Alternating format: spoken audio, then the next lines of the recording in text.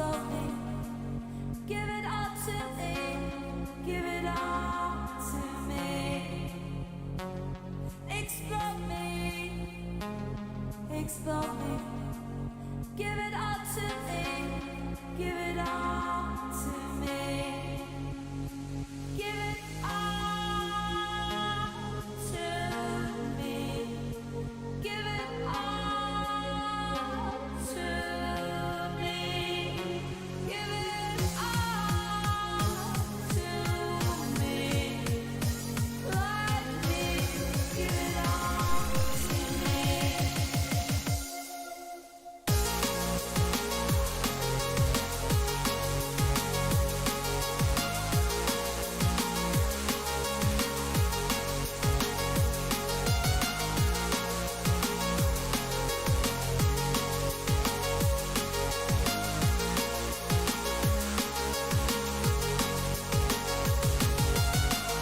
You make me feel like I've got dynamite inside.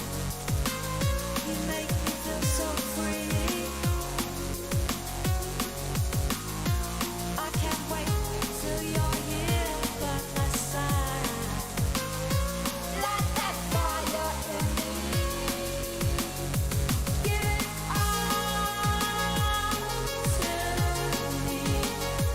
Give it all to me.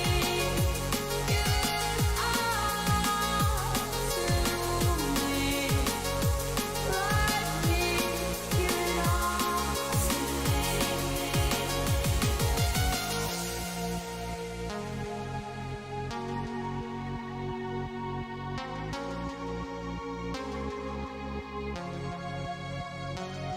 Explode me. Explode me. Give it all to me. Give it all to me.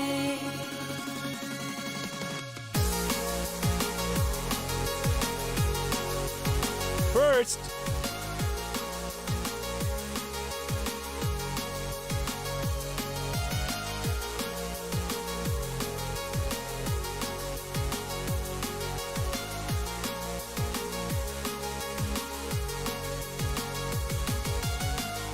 You make me feel like I've got dynamite inside.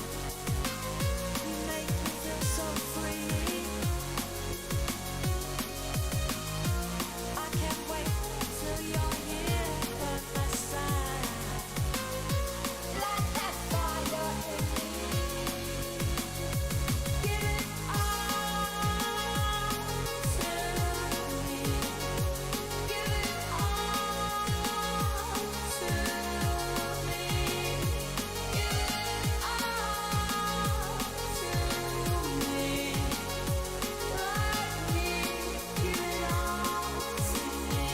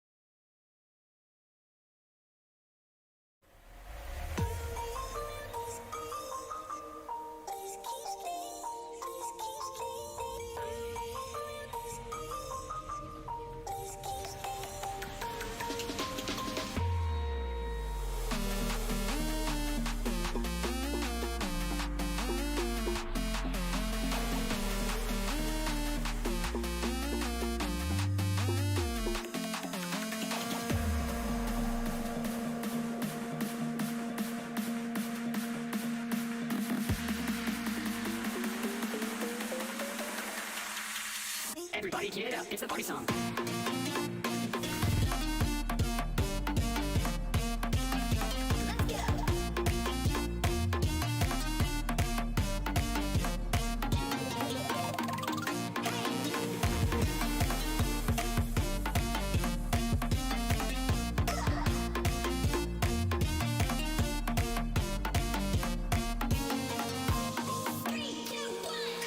Gaming Morning Show.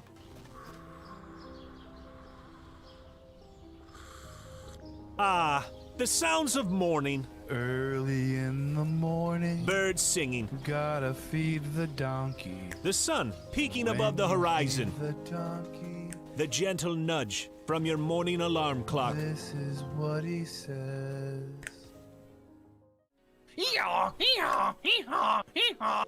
A subtle reminder that today is a new day. A new day for you to watch Gaming Morning Show. The show where you'll find science lessons. It says, when I bake bread, I give thousands of yeast organisms false hope by feeding them sugar before ruthlessly cooking them to death in an oven and eating their corpses. Wow. I thought think you were about bread a whole new way. I thought you were about to say orgasms for a second there. Did either of you ever have that happen when you were in like biology class and you're reading? Have an orgasm? I've never orgasmed during The biology text doesn't do that for you. It's like, oh yeah. Great deals. computers and accessories Wait, special bundle. Mike, they got the super chroma color in. Did you know they had that? You I know. overpaid for your computer. By a lot. I wonder if, do you think they price match? They might. Well, this is half off. Can you take a screenshot of this and try to get a store price match? And linguistic perfection. Is that like when I roll my R's? Do it again. Romance. Great. Romance. See, everyone. It's not a hiss. So let me hear your battle cry. Kiki. Oh! Kiki what? As we all charge into Gaming Morning Show. More like Kiki. Whoa, am I right? Now, if only I could find a way out of this box.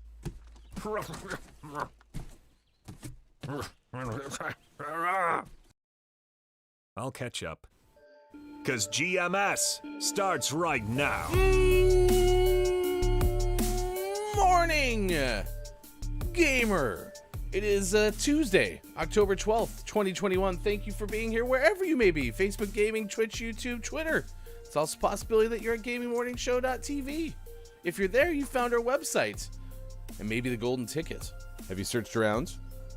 Well, I thought we had hired Timothy Chalamet to hang out on our website and give away golden tickets. Who's that? It's the person who's playing the new Willy Wonka. There's leaked video or leaked photos of them doing so. Hasn't there been enough Willy Wonkas? Let's see. Let's count the Willy Wonka. So Gene Wilder, Yep. Johnny Depp. That's enough. I figured you'd say, hasn't there been enough Grandpa Joes? Oh, God. I know Let's I not brought talk up the about J Grandpa Joe. word, but I'm having a good morning, and then Ryan's got to invoke the name of Joe. Grandpa Joe. That guy sucks. Ooh, Send do me a you li- think that perhaps Rose from Titanic is like his daughter or granddaughter? Inception, Jerkception. Charlie's sister. Oh, that makes more sense. Could be. Send me a little more audio when you have a chance. Downs is here. Good morning to you. King Gray is with us as well. Kate Zaid was spamming emotes at 56 past the 5 o'clock hours. Good morning to you, Kate. Sean, Mike, and Ryan with you. We got a lot of stuff to get to today. It's a very important show. Birthdays, this day in gaming history, that's on tap. About halfway through this hour, do the Gaming Morning Show morning gaming news. We have Elk in Colorado. We have new information about what DC's doing with new Superman. Is this new Coke? Like, they replaced, like, so Superman seemed like it was still being pretty successful, right? As was Coca-Cola. And then Coca-Cola executives were like, man, Pepsi tastes really good. Okay. Well, clearly, Marvel is doing really well comparatively to DC in, like, the movie space. So then did someone at DC say, like, we need to make a new formula, and they made new Superman? So in the comic, this is comic book related mostly, not movie. But it is in the comics, superheroes continually evolve, and this version of Superman is just kind of an evolution of that. Yeah, like Pokemon, exactly. Minus the balls and, well, I mean, I guess Superman has balls. I don't know. Whatever. I got from New Coke to balls. Only on the show. We'll tell Hey, at you least we didn't talk about poop, right? Not yet. Alfru. Not yet. And then Guardians of the Galaxy Volume 3 is coming. We'll tell you Big information about that. news. Huge news. High five. The car saga continues. Went up to go pick it up. It's about 40 minutes from our house at a Oh, mechanic. jeez, what? And went to go pick it up because good news. Good news, y'all. I've been originally told battery, alternator, starter all need to be replaced. That's a lot, right? That's a lot. We took it to this place. Person like, great news. Starter took care of your problem. Car starts. It's ready to be picked up. Awesome. So, 2/3 of what we thought was going to be done, and not the alternator, which, big ticket item, right? Go up there, get in the car, start driving it down the road. Stop to get gas. Get back on the freeway. Check engine light comes on. Not good. In fact, I learned that recently from my friend. Look, it's Mike O, who's had a car need check engine light checks. So figure, hey, there's a possibility. Just got gas, right? Maybe I left the gas cap loose because that can sometimes prompt a check engine light. So drive 7 additional miles to the next exit, get off, and try to fix that. No, it's latched. It's tight, watertight. Okay. Tight. So tight. And check engine light's still on, so decided to go, and it's back at the mechanics waiting for them to look at it today. Neat. No, is it? Is it neat? Neat. No, it's neat. It's kind of. Spending time with the mechanic. I mean, to be fair, wow. we haven't spent much time together. They kind of work on the car by themselves, but. Oh, you don't awkwardly just stare and watch them do it. What are you working on now? You should do that. Yeah, you should go just watch and be like, no, hold on. What is that? What are you doing now? They like it when you do that. Need a hand? I'm really good at things. Need a hand? You twist the bolt counterclockwise. Lefty and loosey? Righty tighty. Do you really need to do that? Can you? Is that part important? What does that part do? Yeah, they really like when Love you do it. That, so Yeah. So if you ever have a chance to kind of work over your mechanic's shoulder, please give that opportunity. Dungeon is here. Good morning to you, I'm with KJ. KJ though. Yeah, so that was the original part of the saga. KJ asked, I thought you were buying a new car. Apparently new cars are really hard to come by right now. Apparently everyone wants cars, and there's this whole global supply shortage and shipping backlogs and stuff. It's not going well. A lot of options have been kind of... Chip shortage. Yeah. No, they haven't found a way to put a Nintendo Switch OLED in the 2022 Kia Sorento yet, so they can't do it. There's a graphics card next to the V6 inside them too. You can look it up. Well, it's the infotainment system. You have to be able to have a good infotainment system. You don't think that check engine light turns on by itself, right? That needs a GTX in it. So Sure does. now, good morning to you, Scott Chicken. It's good to see you this morning. Are you taking a break and saying hi, or are you going to be with us this morning? Top of the moron. So that's all ahead. Today is Farmer's Day, which, listen, I am so happy my family got out of the farming business. But, farmers, super critical to the world. Bum bum bum bum bum bum. So, that's this insurance jingle. Sorry, just No. you say farmers, it just happens. So, I can't control We it. are farmers. Bump bum bum bum bum bum. See, it can't control it. It happens. I thought you were going farmers only originally. I was like, nope, that's farmers insurance. Okay. Farmers insurance. Yeah. Farmers only. How do they check that? Do they Oh, to allow you in? the farmers only? It's Yeah. Do you have to post a picture of you on your tractor, in a field, No. dirty? It's just like when you sign up for things for college students. You just have to put in a .edu email address, whatever that is for farmers. .farm. Is that how it works? Hey, laugh. Is there a .farm suffix for websites? Because they added like a bajillion more like a few years back. So. Oh gosh. But in all seriousness, happy Farmers Day. It was trending today on Twitter. Own Business Day. I can't tell if that is a poorly structured sentence. If it means your business, I'm confused on that one. Oh no, it's called Own Business Day. Own Business Day. Not like own your business, just own business. Own business. I'm gonna walk into Walmart later and be like, owned, and then leave. It seems like it translates well to your 6 economies thing. Oh jeez. Right? Own business. Yeah. 6 economies. Own business. It is World Arthritis Day. Ada Lovelace Day. She's the first female computer programmer. Thank you. Pulled Dating Pork all Day. the way back to 18 something or another. Pulled Pork Day. Pull it. I did see a my shirt pork. once in a brewery in Denver. Every guy likes to have their pork pulled for meat. Yeah, they do. National Savings Day. You can save with us. We're not charging you anything for today's show. Saving. Farmers bump, bump, bump, bump, bump, bump. We should partner with them. National Vermont Day. Vermont is quite lovely. If you've never been to Vermont, very lovely. Home National of Bernie Sanders. Gumbo Day. It's a streamer. Yep. National Freethought Day. That's the show.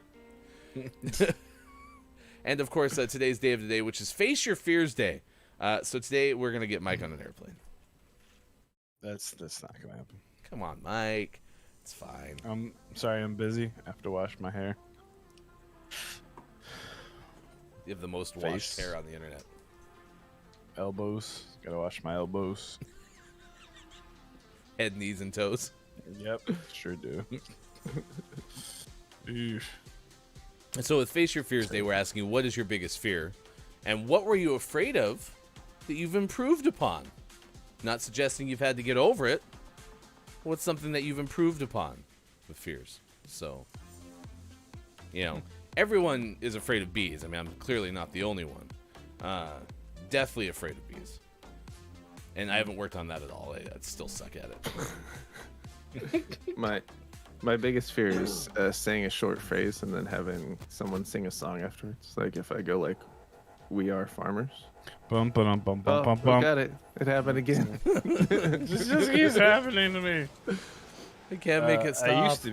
I used to be deathly afraid of pooping in public, but I've since very much overcome that fear, and I'll poop in public to my heart's content, or my Na- colon now is he empty. One of the two. now he prefers it. Yeah. I like to sing a little song, a little jingle while I'm pooping. After every time I poop a little, I go dun dun dun dun dun dun dun. Great. You can mark 18 after the hour to actually get into this discussion. Oh yeah. But it was in context the day of the day, so It was a genuine fear back Yeah. in the day. Like I would make myself sick instead of going to the bathroom. Like, nope. But now I'm like, yep, gotta go. Yeah, I don't like being in public restrooms, but I never had the fear of not being able to, so that's a whole nother level. Good morning to you, Kiki Lowe. Spiders. Guess what happened yesterday?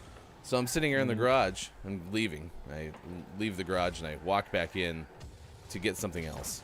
And there's this box kind of inside the garage door frame that, I was like, oh, this might get crushed by the door when it, goes down. I wonder what this thing is. And it turns out that we have pest control. And the pest control people put these, nonchalant,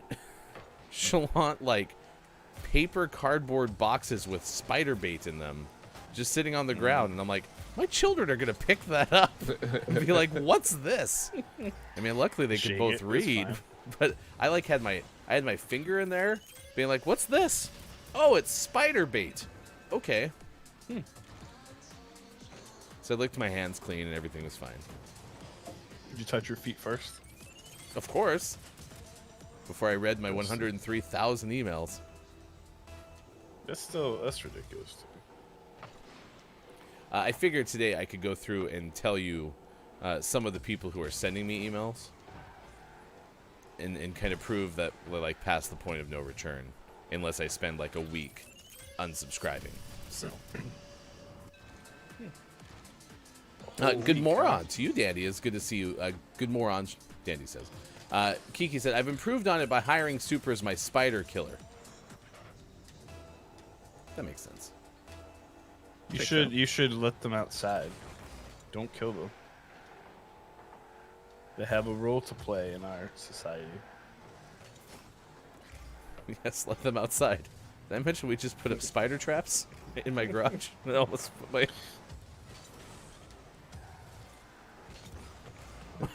They're humane traps. Sure. Catch Yeah. and release. It's just a hotel. It's a spider hotel.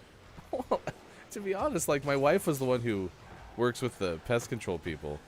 And I was like, what the hell is that thing? And she explained it to me, but this is the description that she was given from the pest control people. Was like, yeah, it attracts spiders, and then it's like one of them goes in there and gets stuck because they like, it's like a sticky trap or something. Then more spiders go in there to examine what happened to the first spider, and then it's just like this big spider death orgy. Orgy? Like, pile. Just Spider makes death them pile. more spiders. Fair. To be fair, he's a bad spider killer, says Kiki. That guy get up so high. Jeez, oh Pete. Dang it, Christian. Stop it. Yeah, Kate, luckily the people come back and they take the box out of the house for us. But still, like, that's just sitting you there could for just like the put it in next the trash, 90 right? days. Well, yeah, but then you have to put your fingers on the thing that has the whole spider collection in it. And I have to use a shovel. See? Yeah. That's Big a good brain. idea, actually. I like that. Oh my gosh, Kiki says Big one brain. time spider, not Super. One time Super tried and the spider fell behind the drawers, couldn't sleep for days. I have a similar agreement with a Hefty Wife. And do you know how much pressure that puts on me to actually make sure I kill the spider on the first try? It is exhausting. No.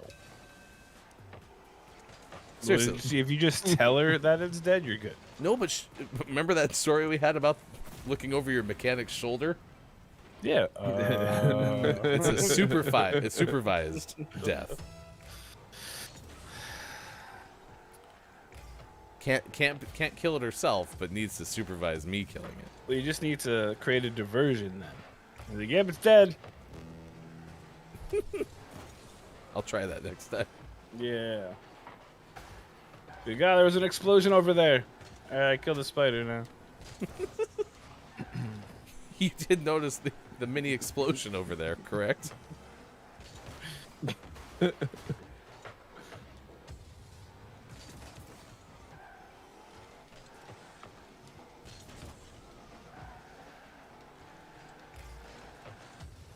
Get in the goal. Oh, I'm on my back. Dungeon says, I have 3 pest control specialists. 3? They're really good at their jobs, especially when they bring the pests in the house and play. Oh, it's a cat. Yes. Oh. It's like, you paid for 3 Mystery pest solved. control specialists? Yeah, Damn. and then when they're really good because they bring pests. Oh gosh. What have you done? Way to go, KJ. Just kidding. We've He's got a very festive car. Super Phonic, that story originally sounded like something that happened a while ago, but then Super says we found it dead recently. So I did a good job.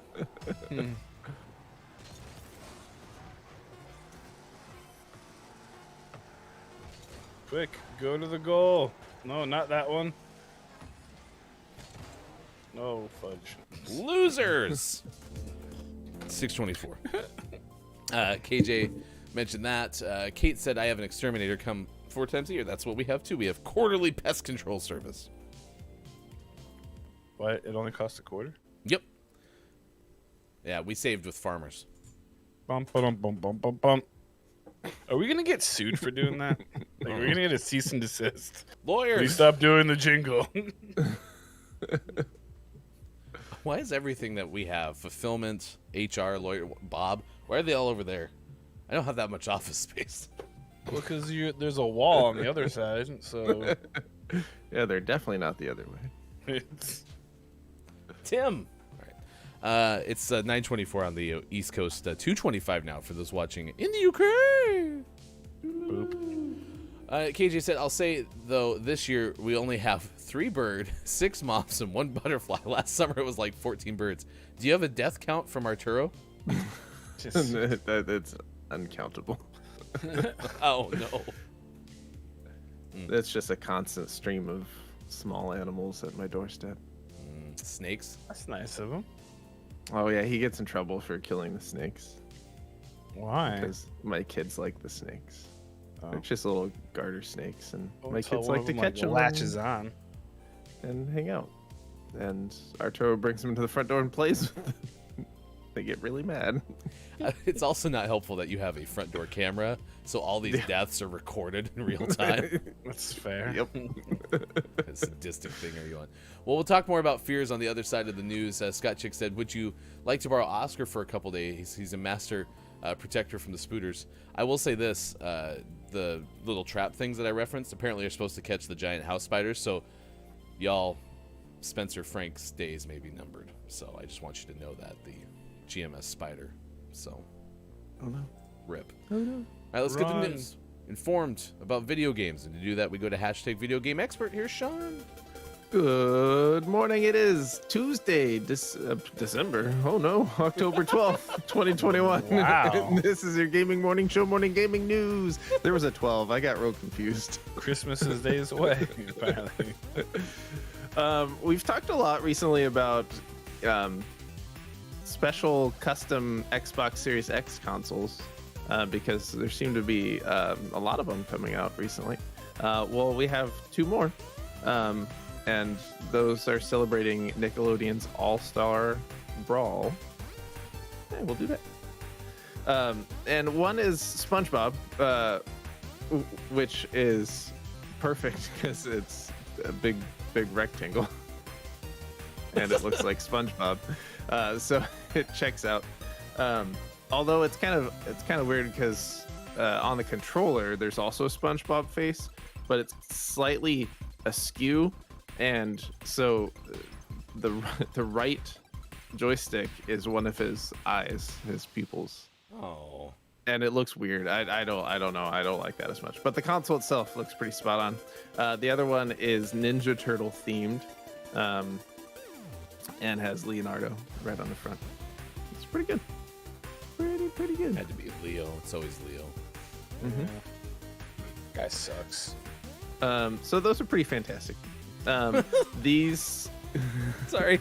So you were talking about the pupil for SpongeBob? I just retweeted it. The joystick on the right looks like if Leonardo had like a button nose. Cute button nose. But it nose and 2 eyes made out of paint.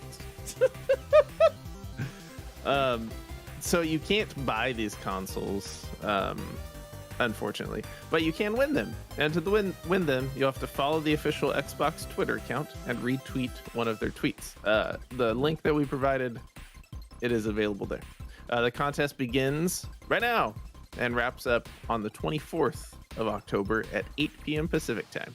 So if you'd like to win one of these, go retweet that tweet. Okay. Well, we just entered. Gaming Morning Show did. So if we win one, we'll be giving it away to you, chat. Nice. And you should get it by the time the Xbox Series 27 comes out. In our next news story of the day, Epic Games is reportedly considering making a Fortnite movie. It's not an awful And- idea. What? I mean, it surprises nobody. This comes from Adele Anchors of IGN, who says that the report claims that discussions have already taken place over the prospect of a Fortnite film adaptation. Those talks have reportedly formed part of a broader conversation at Epic about the possibility of, quote, launching an entertainment division focused on scripting video programming as a way to diversify the studio's brands. And no one was surprised. So we're a couple years away from Chris Pratt voicing the main character for Fortnite TV show and movie. It'll be great. Chris Pratt just gets everything. I mean, he'd be better suited for Fortnite than Super Mario. What if they made, instead of making like what we'd expect from a Fortnite movie, they just made like an ultra gritty, like realistic battle royale movie? Oh, so like the Hunger Games? Yeah. Could work. So we'll see what comes of that, but like I said, no one's surprised. There's going to be a Fortnite movie. There's going to be a Fortnite movie and a million Fortnite TV shows sooner or later. Okay. And then in our last news story of the day, Breath of the Wild, thanks to a modder, is now available to be played in Arabic. And this is a cool story because despite being the I think it had it in here, I can't find it. It's the fourth or the fifth biggest language in the world. Nintendo has never translated Breath of the Wild for the Arabic nation. When it came out, it's obviously been localized for English and Japanese, as well as like German, Italian, and Russian. They've even put in work translating it into both Spanish and Latin American Spanish, and even French and Canadian French. But Middle Eastern gamers have been out of luck. That's too bad. But thanks to a group of modders, they have finally fully translated Breath of the Wild. This includes all dialogue, all signs, all writing of any kind has been translated into Arabic and can now be played. It's the fifth most, spoken language. Fine. So that's cool. So if you speak Arabic, go play Breath of the Wild. Also, write something in Arabic in chat. Can you? Is that even like possible? Mm-hmm. Sure. There's foreign keyboard. I found the Q key. This one. Q. Nice. I'm honestly surprised. I wish they would just translate them into more languages instead of having, this having to happen, because it seems kind of silly that's like you just. And I get like you can't do all languages, like that'd be absurd. There are lots of languages, and I also get the money aspect of like focusing on your target markets and stuff like that. But if you're putting the work to distinguish between French and Canadian French, you probably just do the fifth most spoken language in the world, eh? Yeah. Just a thought. In that story, they also talked about how Saudi Arabia actually has a pretty good market for Nintendo games, and so it's kind of silly that they don't foster that with one of their biggest games. And always last but not least, we finish off today's gaming morning show, morning gaming news with the world-renowned segment within a segment where we take a look at what is out today. We have Monster Crown out on PlayStation 4, Xbox One, Switch, and PC. Disco Elysium, The Final Cut, is out on Xbox Series X, Xbox Series S, Xbox One, and Switch. Back for Blood is out on PlayStation 5, PlayStation 4, Xbox Series X, Xbox Series S, Xbox One, and PC. And for the most prestigious award in video game focused morning shows, your favorite segment within a segment within a segment, today's Name of the Morning goes to A Memoir Blue, out on Xbox One. Sound like Bob Dylan. A memoir. Blue. Memoir Blue. Look at the memoirs, look how they shine for you. And they were all blue. Doesn't really work. the Doesn't same. rhyme or doesn't flow like Yellow does.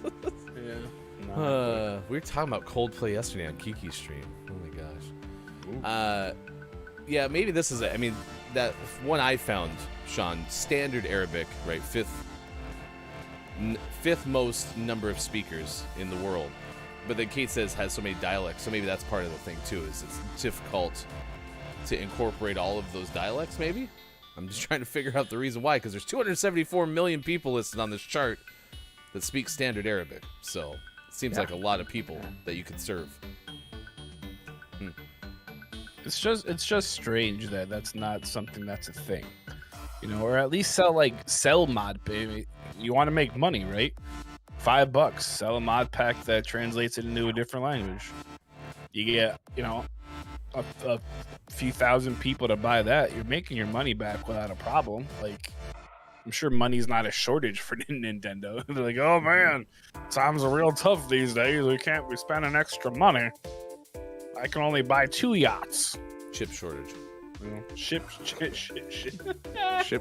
shortage. That's why they can't all get yachts right now, because of ship shortages. So Gotcha. Mhm. Gotcha. yeah. Because the ships need some ships. Ships need chips, and blips need crips. I don't know. Ships.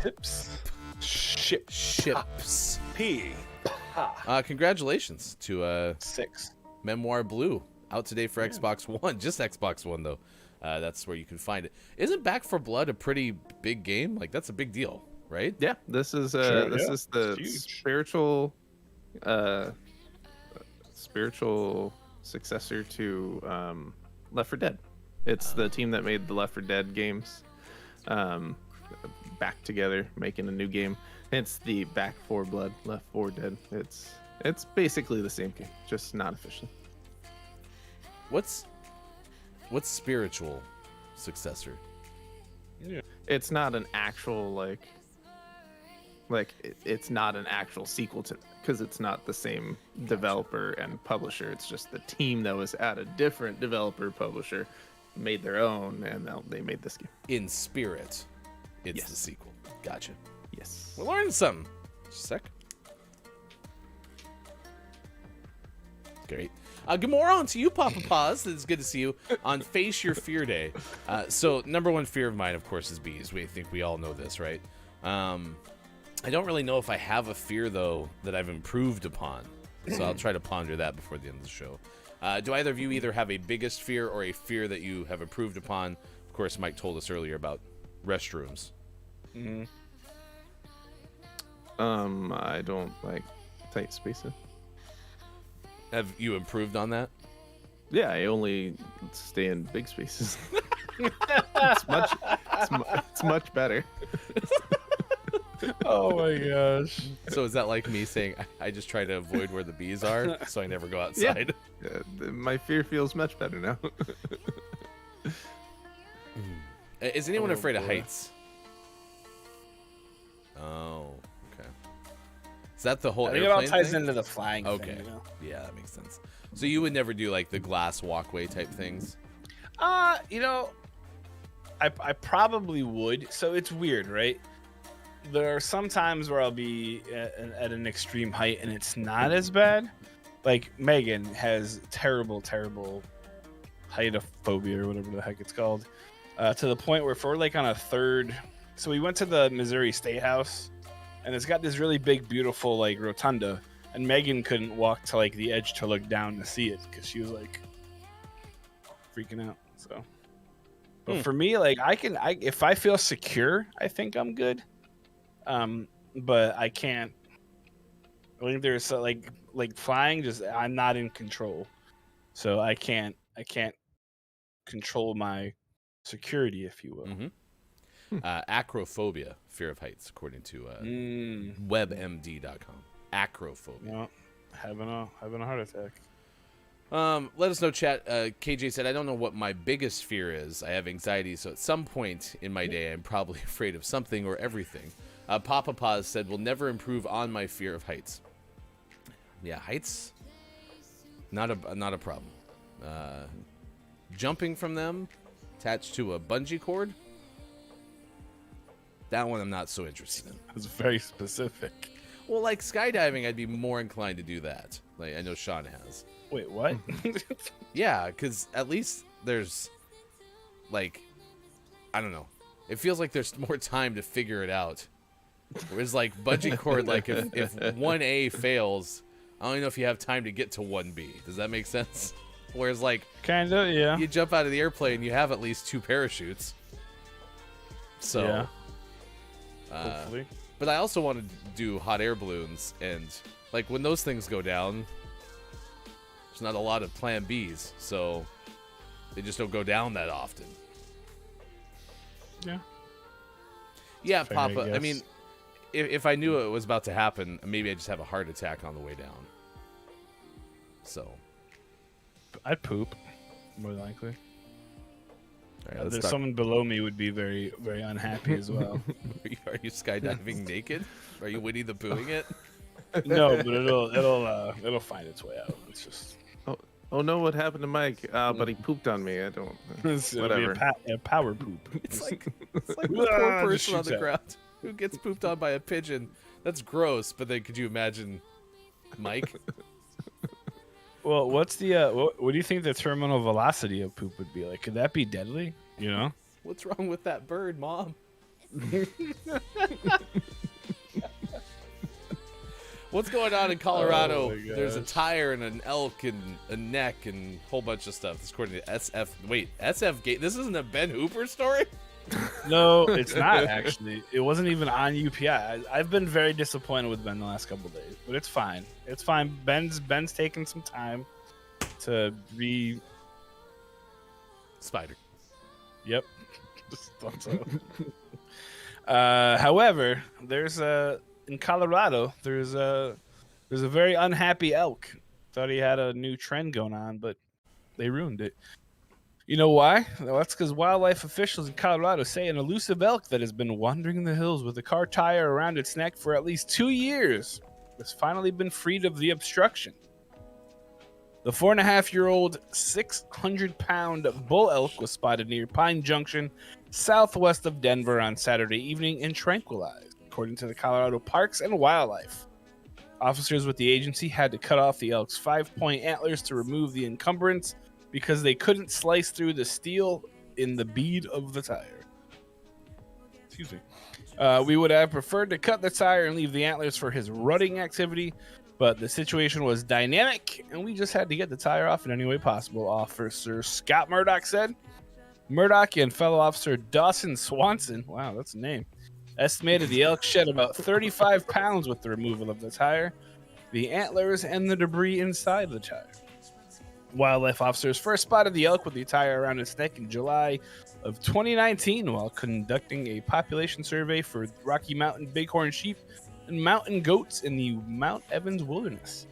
They say they've seen deer, elk, moose, bears, and other wildlife become entangled in a number of items, including swing sets, hammocks, clotheslines, decorative or holiday lighting, furniture, tomato cages, chicken feeders, laundry baskets, soccer goals, and volleyballs. Elks are no good at sports. I like to imagine though that he thought he was like balling. He's like, "Yo, check out my," like he had it like that was his chain, you know. And then they cut it off, and now he's like, "I ain't got no antlers. I ain't got no chain." He took all my flair. Wait, before you dismiss the elk, could you kind of stare longingly to your left? Oh, Look into my eyes, and you'll find what you mean to me. oh my god, this is amazing. Touch my heart, touch my soul. Oh gosh. I am gonna assume that the wildlife folks, since you know this is what they do, did consider just cutting the tire, and like, Well, like they couldn't. Well, because it has there's like a steel ring inside of it, and I'm guessing they couldn't get that off in time before this large pissed off animal got back to its feet or something else. I don't know. Hashtag large pissed off animal. Yeah. Can't imagine it was the happiest in the world. So. It's a pissed off animal of size. Well, I mean, they cut off its antlers and stole its neck garment. It's So bling, right? yes. So yeah, it'd be real. Hey, pissed ladies, off. you like my necklace? It's gone. This fall, the Elks back for revenge. Well, and they said it had debris in the tire. It was storage too. He was Yes. carrying stuff in there. Seriously. KJ said Dawson Okay. Swanson. Is that Ron's cousin? I mean, it's just rude of them. KJ, my answer is both. Ask me if the bungee's the problem or if it's the snapback for bungee Yes. jumping. It's all of that. The answer is yes. Oh, wow. What a fancy shot. It's like you just gestured to all of it. Yep. It's a line from How to Train Your Dragon. They're going to be real pissed when they see it in like another year and it has another tire on its head. Look. All right, you know how hard it was to get that on? The elk wants the tire on its neck.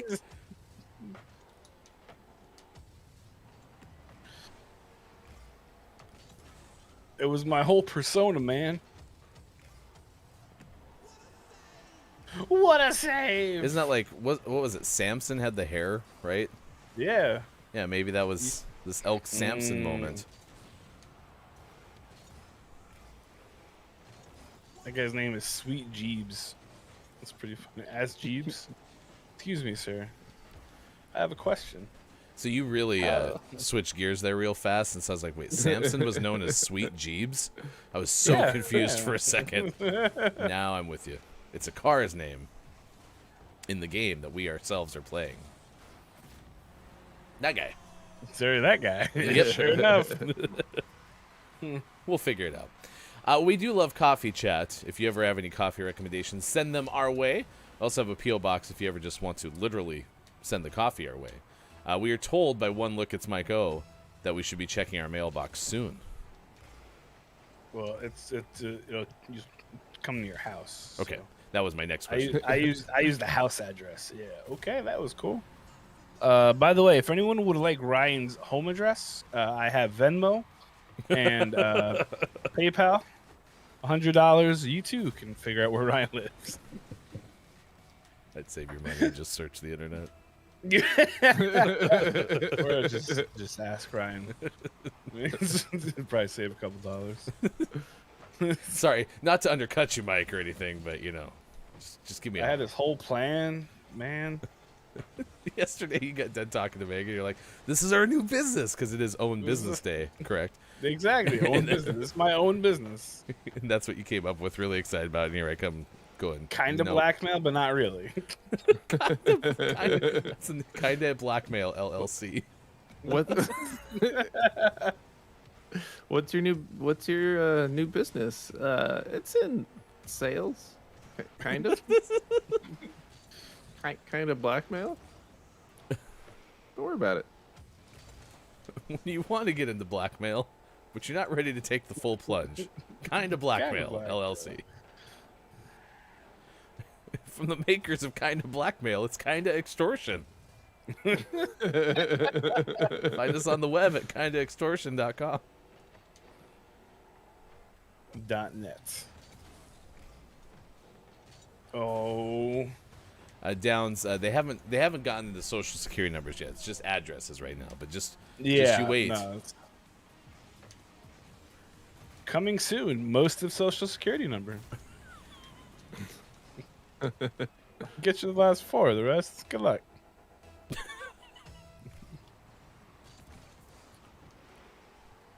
I mean, technically, it'd be a lot easier to find the first three. So if you can get the last four, you're doing pretty okay. They just fill in the blank. I mean, I don't think you have like a set number of chances to fill out a credit card application. They're pretty loose with who they accept.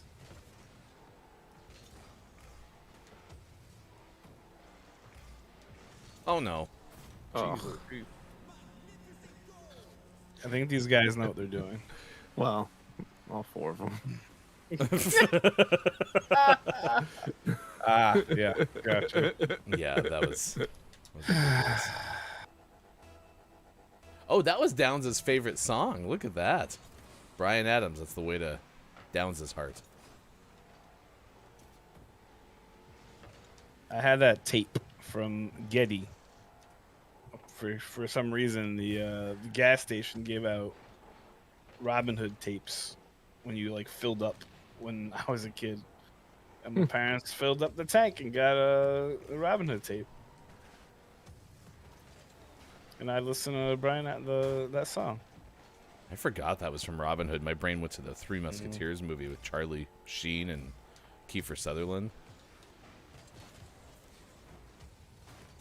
Everything. Oh God.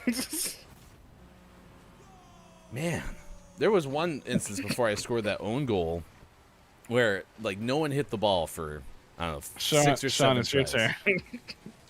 Oh, was that Mike that time? Sure was. It was a hell of a shot. Man, and so I'm trying to like bide my time, and then no one hits it, and then I finally decide to go up there, and like someone hits it across the map, right? Is that Sean? That was a good shot. Dang it. Wow. That was nuts. If Aaron Pottery 9's this good, I'd hate to run into the first shot.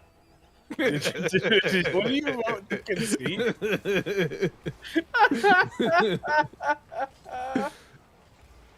Oh my gosh. Oh, okay. I mean, it is 6:51, and we have birthdays to get to. We had 2 out of 3. Where the others? I hit it too. Someone else? Maybe Sean I has to think hit it's it Sean, again. Sean now. Poop. It's unfortunate. It was only because of the clock. Yeah, We wanted to keep playing, but we 6:51.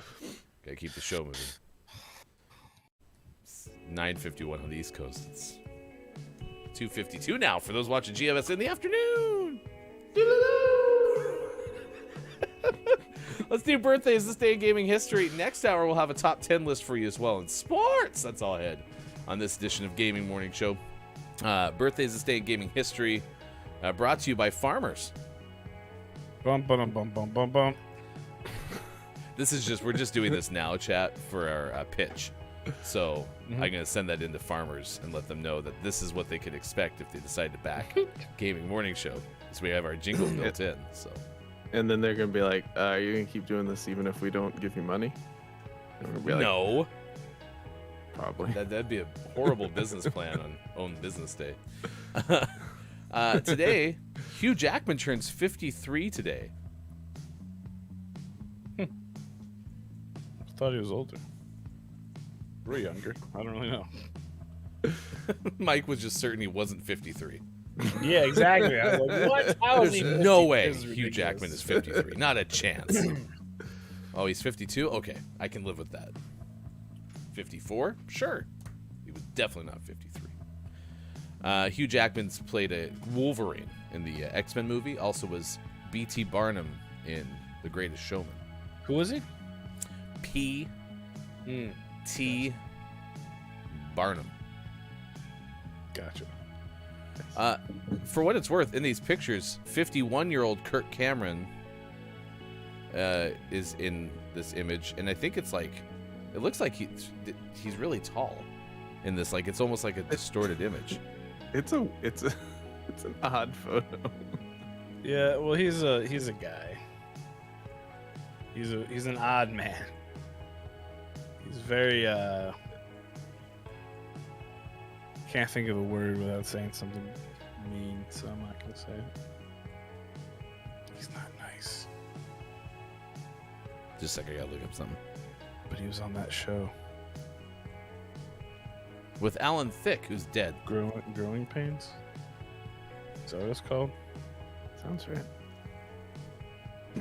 But now I'm doubting myself. I know, right? It was Family Ties, y'all. Oh yeah, that's what I said. Family ties. Growing pains. No, yeah, family ties. Tyler Family pains. Blackburn turns 35. Winner of He the has- worst fun fact of the day. Go He Sam. has 3 siblings. Neat.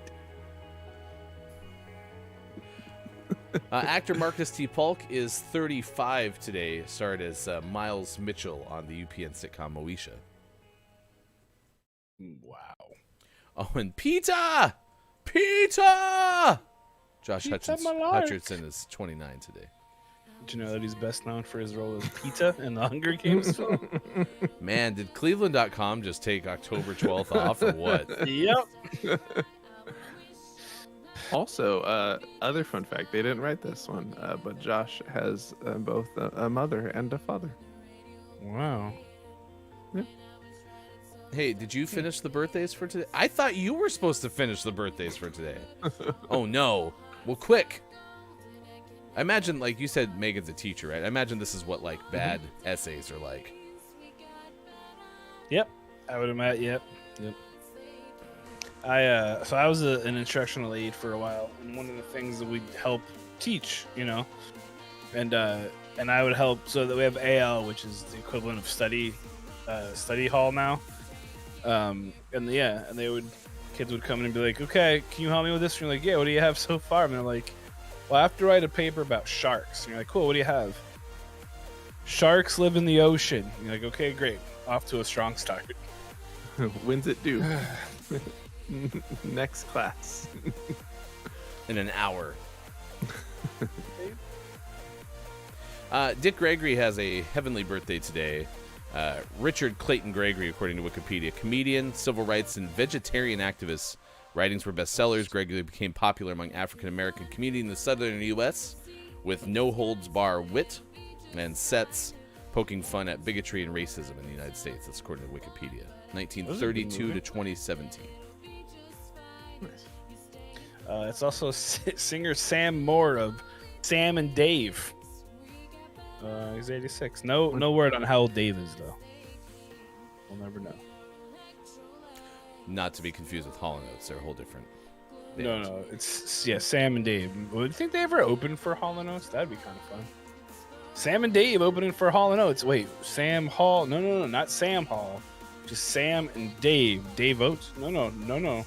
Not Dave. Just Sam and Dave.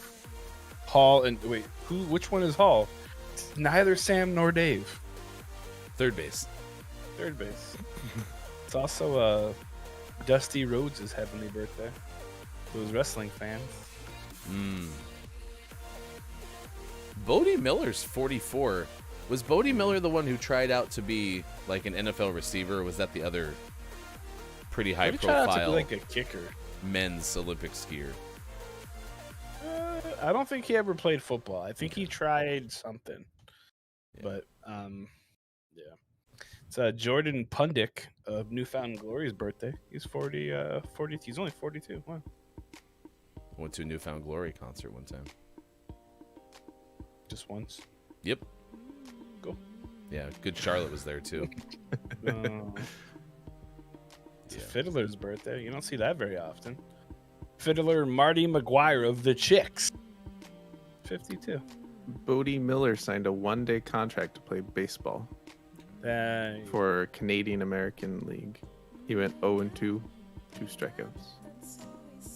However, he did make an acrobatic catch in left field. It was like a regular catch. Or did he fall down while making the catch? Hey, did you guys know that Luciano Pavarotti dead? He opened the Boston Red Sox baseball season in 2010 by throwing out the first pitch. Kind of like playing baseball. It's like a participation award. Like, hey, congrats, you did something. Here, throw this. Man, I'm gonna have to look it up during the break because there's another one. Like the most famous skier that I remember is Peekaboo Street, but there was another men's skier that I swear tried to play football. Anyway, I'll figure that out during the break. I don't want to make you have to do that, Jack. Good moron to you. Top of the moron. Jack, you are here on a break from work. Just came to say hi and good moron. Okay, thanks. Bye. Also, Jeremy Bloom. maybe that was it. Yes, that sounds right. Colorado, right? Played at University of Colorado, or skied there. Yep. One of the two. Sam and Dave from Hall and Oates. Remember our Hall and Hall and Oates Oates. tribute band? Yeah. So we That need was our shipping company. Yep, that's what I meant. Note that down. It's a shipping company, not Do you Hall know? and Who, Oates. tribute band. do you know who we get the oats from? Sam and Dave. Farmers. Bum, ba-dum, bum, bum, bum, bum. It sounded like you said armors for a second. I was like, wait, what? Jim Martin. Honestly, we should have both.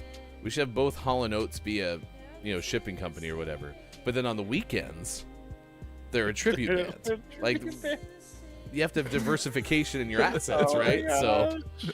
you'd already be going all over the place. So That's funny. this day in gaming history, 2001, in Japan, the 11th annual Tokyo Game Show's held.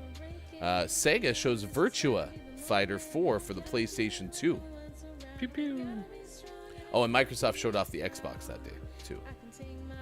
That'll never get off the ground. 20 years later, they skinned it in SpongeBob with an eyeball on the controller. The next year, Namco released the Namco Museum video game for GameCube. Pac-Man was on there, Ms. Pac-Man, Pole Position, and more. What about pole position 2? Yes, that made the cut as well. Yeah, both of them. What about, did the third one make it? They were they were the Sam and Dave of pole positions. Okay. 2004, Paper Mario: The Thousand-Year Door, out for GameCube in the United States. Same year, Majesco put out Blood Rain 2.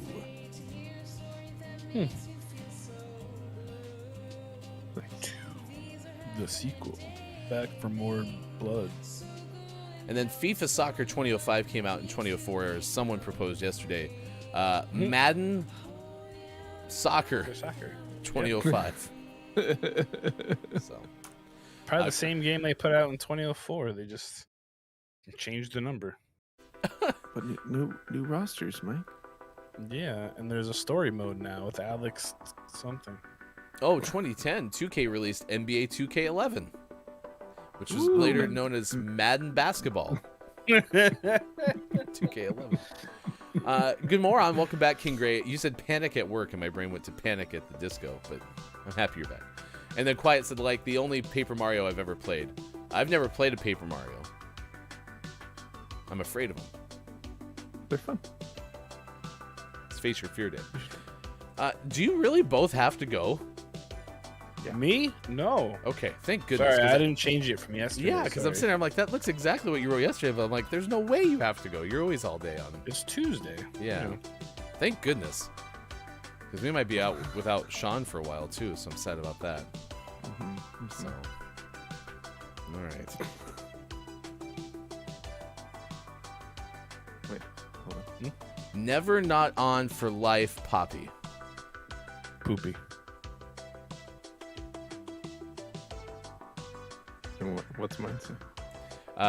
Sean wrote 7. We are farmers. Austin's writing something. I'll take a screenshot of this, put it on the Twitter. All right, we'll come back with more. We do have to say goodbye to Sean. Everyone say goodbye to Sean. Bye to Sean. Goodbye. You can stick around till we're at the break screen, though. I mean, we don't have to say goodbye that fast. I mean, it'd be No, kind of really? silly if you were to just take off all of a sudden and, screw up the scene. So, Oh, God. yeah, I regret my decision. Next hour, top 10 list. The top 10 weirdest phobias. They're weird from thetop10s.com. Mike's very good at finding lists. That's all ahead. Gaming Morning Show, Facebook Gaming, Twitch, YouTube, Twitter, and at gamingmorningshow.tv.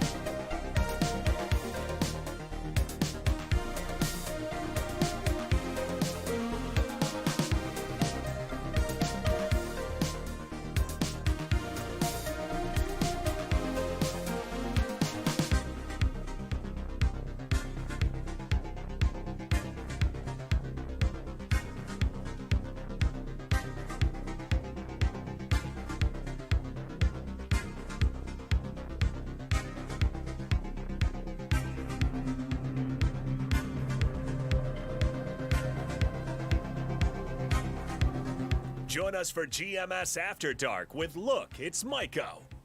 Wednesdays at 4:45 p.m. Pacific.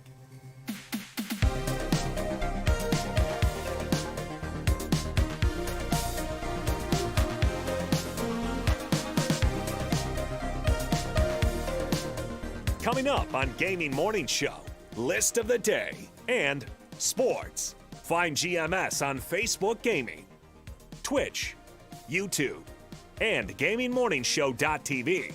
Time for hour number 2, right now. Morning, gamer. It's Gaming Morning Show. It is Tuesday, October 12th, 2021. Thank you for being here wherever you may be. Facebook Gaming, Twitch, YouTube, Twitter, and at GamingMorningShow.tv. As mentioned by Bob, tomorrow, 4:45 p.m. Pacific time, the very handsome person to your left is hosting a show called GMS After Dark. And your guest tomorrow will be Digital Doc Games. And what the heck are you doing with Amiad? Nothing. We're just gonna, him and I are just gonna stare at each other for about 45 minutes, and we're gonna have a staring contest, aka, for the first time ever, no one's ever done this before, especially with Amiad. We're gonna rank the Marvel movies. He's been asking for like, I don't know, 17 or 18 years, and I finally said, all right, Amiad, Digital Doc, we're gonna do it. So we're gonna go ahead and we're gonna rank the from worst to first.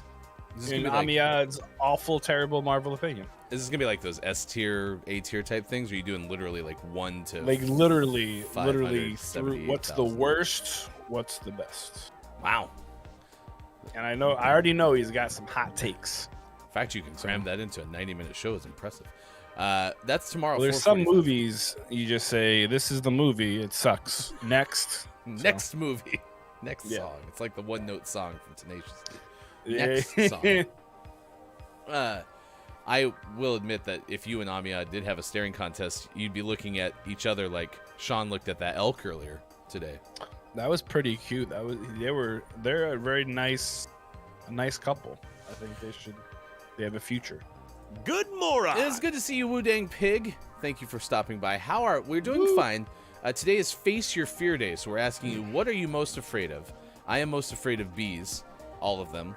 Honeybees, bumblebees, the letter B, all of them. Terrified.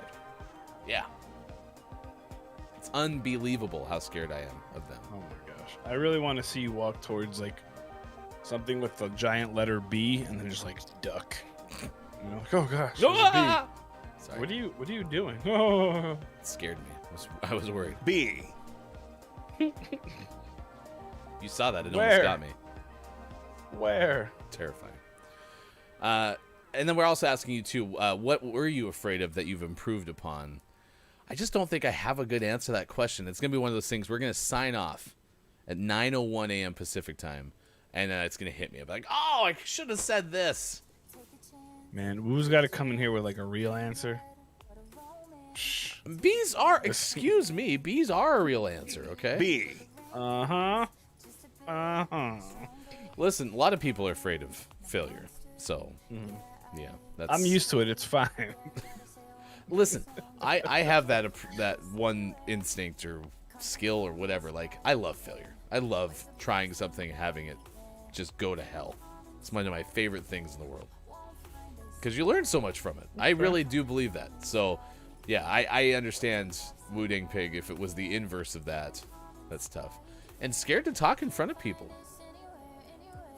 Is that easier to do now that you're on stream?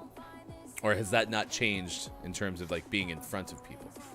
Well, I was gonna say, like, when you're on stream, you're not really in front of people. You are, I mean, honestly, you're just kind of, there's you and your camera, you know, and then there's like dozens of people like there, but they're not there. Yeah. So No, I can't see them looking at me all weird. So I don't have any fear of getting up in front of a crowd or anything like that. But I will tell you that I'm a play-by-play broadcaster, which is more similar to this medium, right? Where I'm either on TV or on the radio talking to people, but I don't see them. I much prefer that than doing public address, where you get the immediate feedback when you say something wrong. You get the crowd that starts being like, "You suck," like Pickle would say. Gotcha. I'm not afraid of doing public address. I just don't prefer it compared to the other side. So, Yeah, that's fair.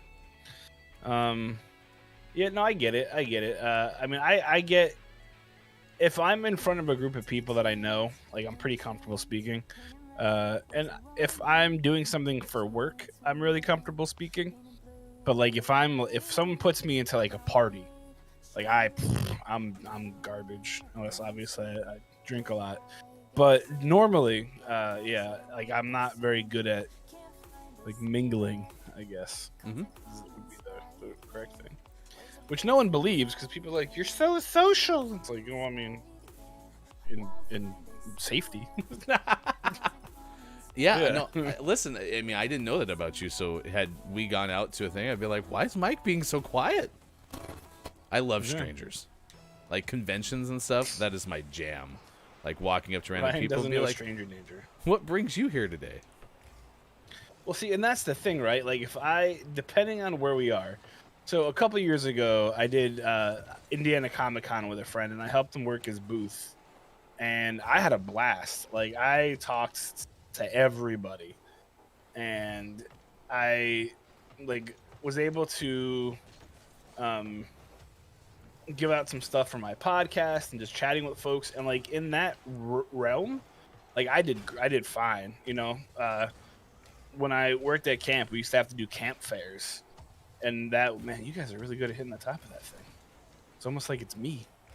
And like I would talk to everybody, and I will talk to every single person in a room, and it'll be awesome. But you put me in like a social situation, like I'm so glad I'm married, because I don't even know how I would like meet chicks or like get a date at this point in my, you know.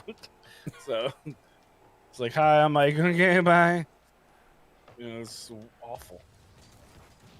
Wow, you just blew up. That person's blown me up twice now. Good moron to you, Brendan says, "I love strangers," quote unquote. Ryan has been asked to not speak at the local elementary school. Don't worry, kids. Just say hi to as many strangers as you can. You guys know what stranger danger is? It doesn't exist. Especially if they have candy. Let's see, what else we got? A Wu-Dang Pig. I'd say it's different being online, but giving a presentation in front of people scares the heck out of me. Yeah, that was my favorite class freshman year of college. Was we had a speech class, and we would do speeches in front of the class, and I loved it. It's one of my favorite classes I've ever taken in my life. My wife, though, however, Wu-Dang Pig sounds a lot more like you. She has this quality, though, where it's like, well, she has to do something, she's going to do it 100%. So she was always very prepared for, like, all of the public speaking that she had to do.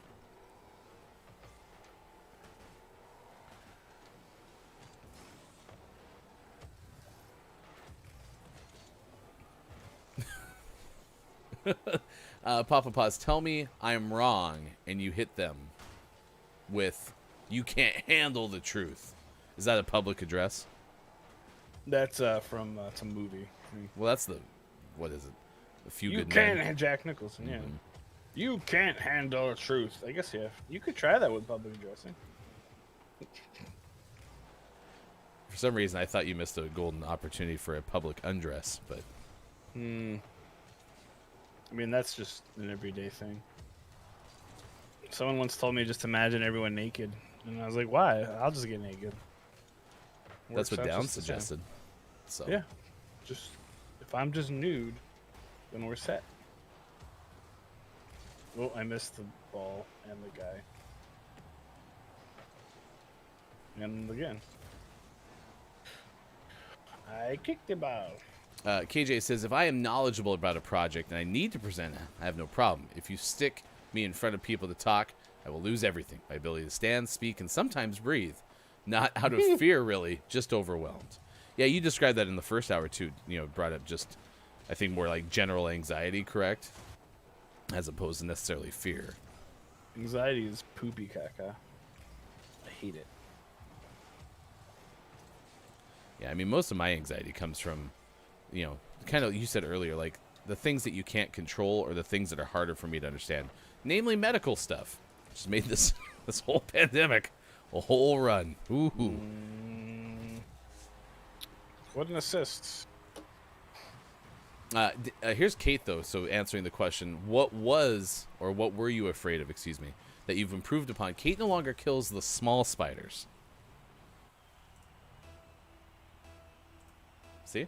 If you don't kill the small spiders, then you're improving your fear of spiders, because you're not murdering all of them. Then they grow into big spiders, so you're just delaying the inevitable, right? You just need to know which spiders stay small. That's fair. We were putting up the Halloween decorations, and there was a big spider on the front porch. Not a Halloween decoration spider. Oh no!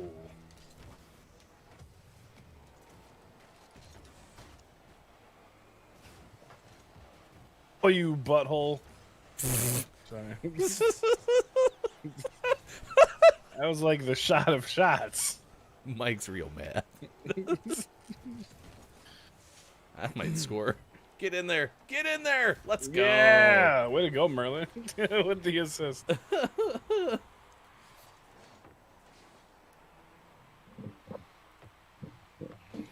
Oh, yeah. That was great. Merlin's cracked. Brendan says, when I was a kid, I was frightened of everything. And now I'm the biggest horror fan. Oh, my gosh. So, a couple of weeks ago, I found out that they're reviving the Child's Play doll, Chucky, Yep. into a series on USA and Sci-Fi. And I immediately look up who owns USA Network and Sci-Fi. And then I didn't even have to do it because I remembered that the NBA, not the NBA, the NHL playoffs are always on NBC and USA, along with like NBC Sports Network. Oh no! Nice save. That's our goal. I know, but still beautiful save. No one can take that away from you. That's fair. And I was like, oh no. So I'm going to see these ads for this new show on Sunday Night Football. Everything. Yep. And sure enough, the first one was last week.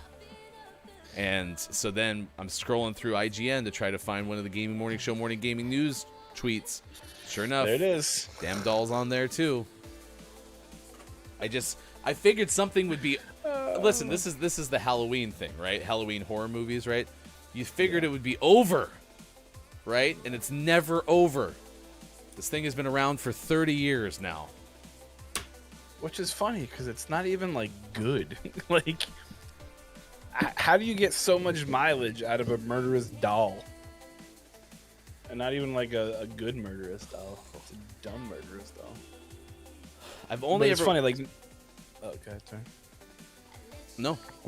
I was just gonna echo what Brendan said. Like so the other night we tried to watch the Muppet Haunted Mansion, and my 9-year-old, who's my biological daughter, like had to leave because it was so terrifying to her. And that was totally me as a kid. Like couldn't do it. Now I'm like, I'll watch whatever. It's kind of like thunderstorms, right? Like I'll watch whatever thunderstorm. I love them. When I was a kid, I'd be terrified of them. You just grab your Thunder Buddy. Thunder Buddy. Have you ever watched Ted? Nope. Oh, you need to watch Ted. It's good. I've been told that. This is from Screen Rant's Liam McGuire, DC's new Superman, John Kent, which also, we talked about this in the first hour. I was very confused about new Superman. Equated it to new Coke. So clearly I'm very out of this loop. But comes out as bisexual. This is the headline from Liam McGuire, Screen Rant. So John Kent is not Clark Kent. Am I understanding that at least correctly? It is not. Okay. Clark Kent is his dad. Superman has a son? Mm-hmm. Read on. I'm learning something here. Somehow he spawned with Lois Lane. If it was after dark, I would get into my theory, but we won't. However, so just kind of like, get it out there. Comics evolve a lot over time. Batman gets older. There's like a new Batman. There's like 12 new Batman, none of which are George Clooney. But there's like a lot of, it evolves, and this is evolved here. So DC Comics has confirmed that John Kent's Superman, which is Clark Kent's son, is bisexual. As an upcoming story in his ongoing series, Superman, Son of Kal-El #5, will see the hero officially come out. DC revealed that what some fans have suspected for a long time, that John is gay. A future storyline teases a romance with his new friend, Jay Nakamura, which is the first queer romance for DC's newest Superman. John Kent became DC's newest Superman. Here you go, Ryan. After his father, Clark Kent, left Earth in order to stop Mongol and free a group of enslaved people on Warworld. In his absence, he passed the torch on to John, who has shown he's the right man for the job. It's officially getting the mantle. During his adventures, he's developed a friendship with a reporter named Jay. which will blossom into a full-blown romance in the upcoming issue of Superman Son of Kal-El, a numero 5. DC Comics and Warner Brothers shared a similar mindset about everyone needing to see heroes and representation in comics, adding Superman's symbol has always stood for hope, for truth, and for justice. Today, that symbol represents something more. Today, more people can see themselves in the most powerful superhero in comics. Meanwhile, Jim Lee, Chief Creative Officer and Publisher Jim Lee, said he couldn't be prouder of Taylor and Tim's story, saying that DC's multiverse allows for all different types of storytelling, calling the news another incredible example of the storytelling medium. And I think during the anniversary show, when we were talking about this with Sean, Chris, and I, about how it's been really refreshing to watch comics kind of transcend from just the traditional superhero destroy supervillain thing, and they address real world issues. Like the Marvel Cinematic Universe has been great about dealing with mental health, about dealing with handicap, with all sorts of stuff, whether it be physical or mental or anything like that. They've been great at it, and DC's actually becoming much better at it in their comic book medium as of now. Where this isn't the first instance where they've taken on some sort of social justice or just social discussion in some of their in the past. In Batman, they've kind of talked a little bit about mental health, but I mean, Superman is like the shiz, right? Like everyone sees Superman as a beacon of hope and like the most powerful being in the universe. And to see, Superman as bisexual, I think is incredible. So, and to answer Papa Paw's question about labeling, and this is, gosh, what was it? I got really frustrated when we have to talk about like the first, gay basketball player, the first gay official comes out. Like it shouldn't be news because it should just be a thing. And I don't think you need to label everything, but it is refreshing to see now because it's making it more mainstream. Like before, you would talk about this like once every 2 years.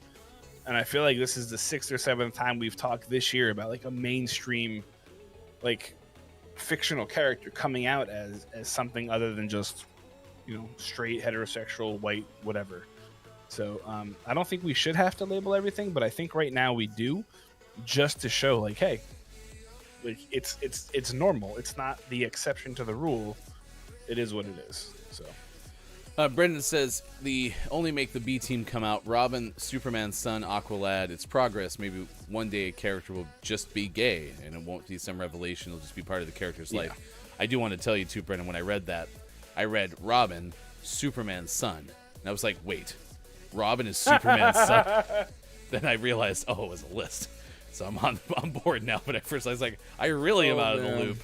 So Gonzo said it's always a reporter. Also, good moron to you, Gonzo, this morning. I saw that in a tweet yesterday that someone said that. And then Papa Pa's fair assessment, I feel we label everything where it comes to, where it creates more separation than unity. Well, coming up in sports, we'll have some things to talk about in a similar vein, so stick around for that. It's coming up at 50 past the hour. It's 7:29 right now, 10:29 for those watching on the East Coast, 3:29 for those watching in the UK. We have a top 10 list. This is one that Mike found from the top10s.com. You are very good at finding these like look at that niche websites. I love it. No, I go to this all the time, like often, at least this morning. Mike's biggest traffic recipients is top10s.com. Always. The top10s.com. These are top 10 weirdest phobias. They're weird. This is also a subplot. This is Ryan pronounces things, so we'll see how well this goes. That's part of why I picked this. Good. Love it. Positron Wildhawk wrote this post on the top10s.com. Best writer I've ever met. Positron? Positron? Maybe positron. So. Yep. Number 1 on this list. 1. Hydrophobia. Yeah, What? that was good. Hydrophobia.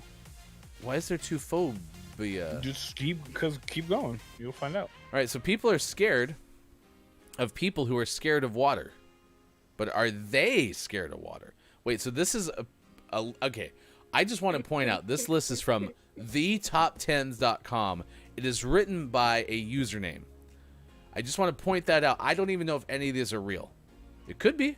Oh Okay. no, it totally is. It totally Sure. is. I mean, I could see that Yeah. it is It's potentially. just it's googling. I'm just gonna this. basically. This has a big allegedly just written all over it. Okay, or according to. I just want to point that out because It's an astrophysics PhD student at the University of St Andrews in Scotland. Is that on the So bottom? this could of be this? Scotchick. Who knows?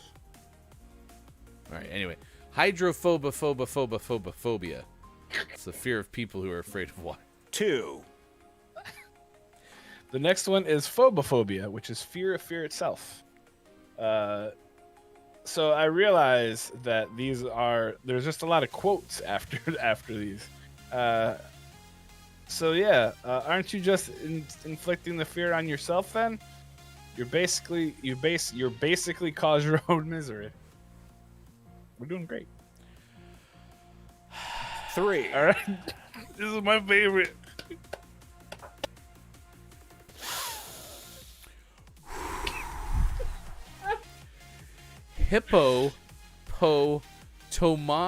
Hippopotomonstrosis quippedia leophobia. All right, Siri. Let's see what it is. Hippopotomonstrosis. Oh, we're up to 112. This is this is the fear of long words. To be honest, there's a good chance that I suffer from Hippopotomonstrosis.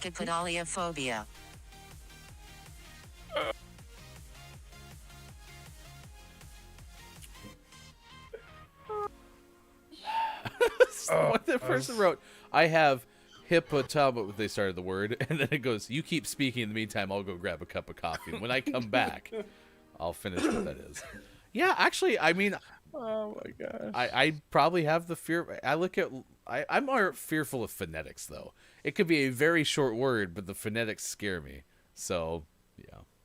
Oh my gosh, where did you find this list? 4, Number 4 is arachibutterophobia. Arachibutterophobia, which is the fear of peanut butter sticking to the. That was really fast. One more time. Arachibuterophobia. Yeah, that's what I said. It's the fear of peanut butter sticking to your mouth, or more specifically, it's the fear of being choked by peanut butter. It comes from the Greek word araki, which means ground nut, and butter for butter, and phobia for fear. So it means you're afraid of ground nut butter in your fears. Yep.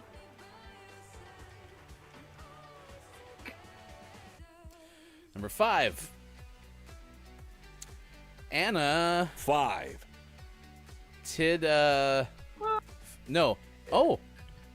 Anatidophobia. That's not bad. Yeah, it's close. We'll take it. No. Come on. There you go. Anatidophobia. It's the fear of being watched by a duck. The duck you ever walked watched up the to duck, the man? Those lemonade things are stand and terrible. he said to the man watching the man, "Hey, bop, bop, bop. I'm a duck watching you." Yeah, I mean, I'm sure there's a type of fear of like making eye contact or being watched by anything, right? Yep, pretty much. But that one's specifically a duck. So yeah, you should. King Slayer 93316 adds, "Wait, why a duck?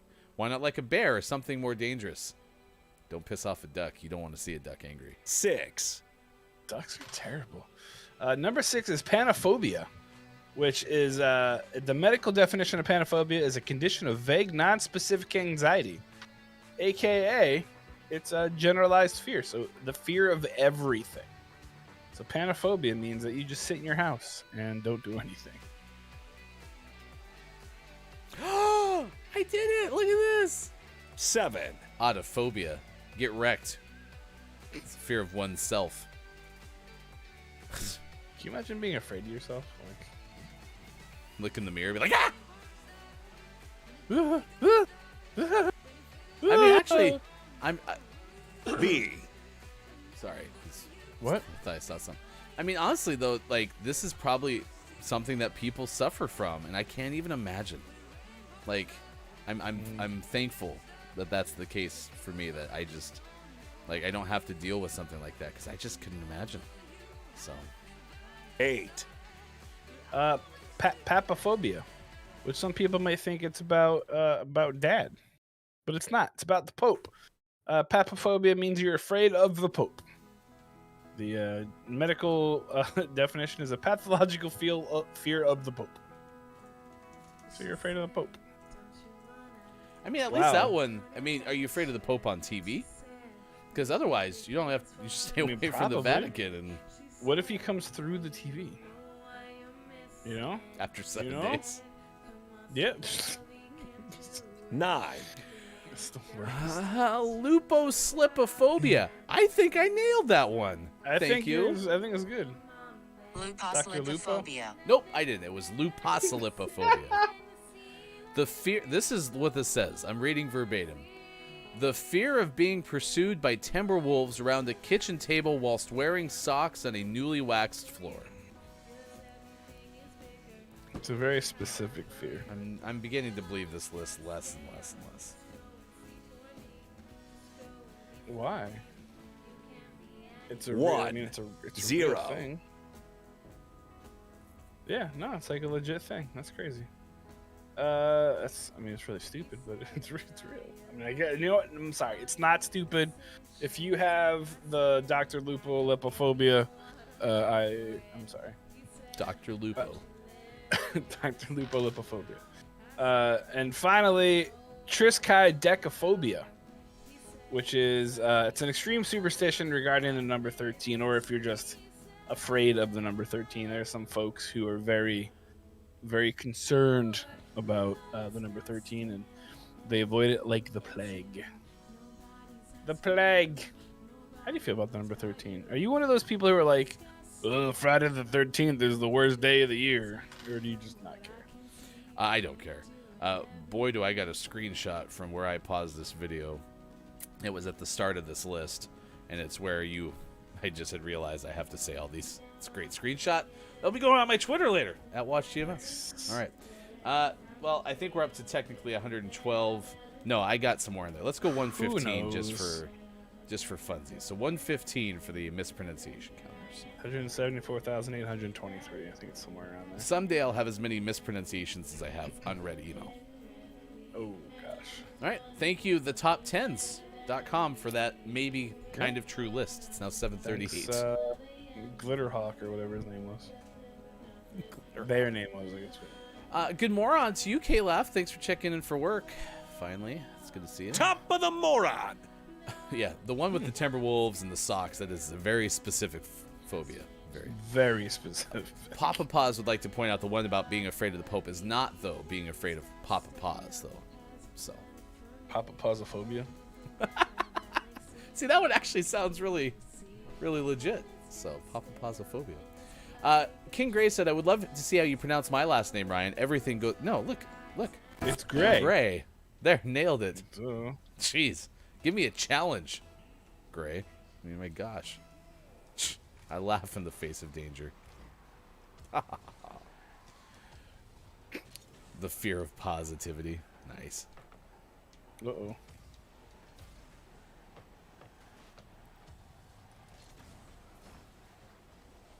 Whew. Whoop. Thanks, Sky. Wonder what the fear of the New York Mets is. Metsophobia? Winophobia. Sid Fernandez-ophobia? It's, by the way, it's his birthday today. I got a credit for a save on that goal. Nice. I think there was an error in statistics there. Nah. Yep, right there. I got a credit for a save. It's fine. Look it up.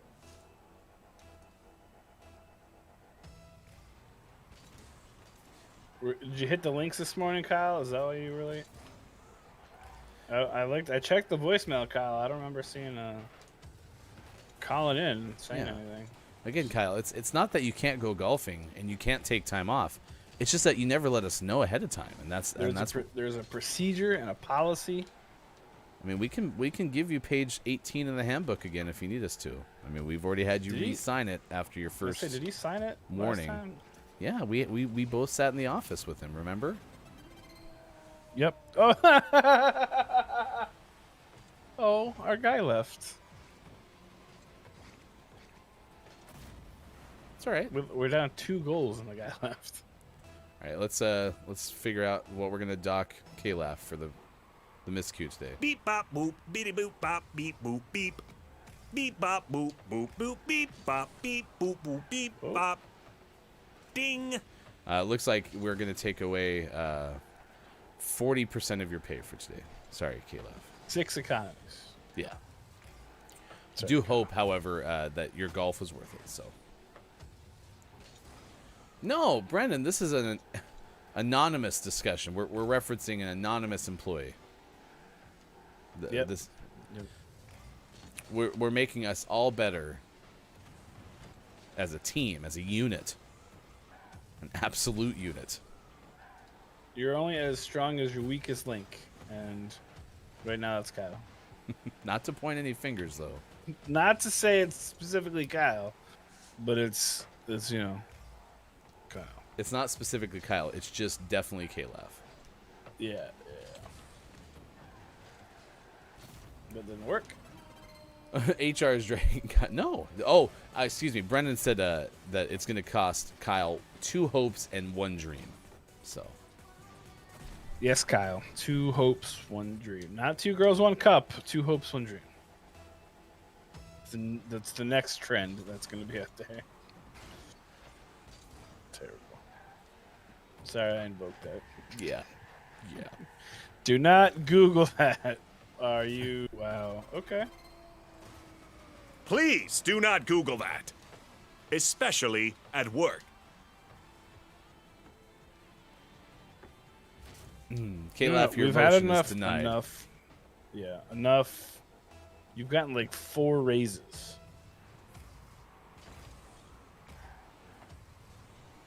Dang Gen Zers. Oh no. I like how Downs does exactly the opposite of what we tell Downs not to do. Do not Google it. Downs Googles it. You got to Google 2 hopes and 1 dream.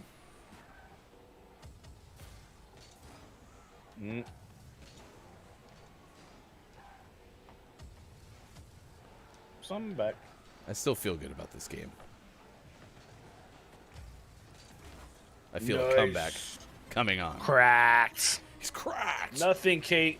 Do not Google anything. Or Google any, like literally, you can just write anything, see what it says.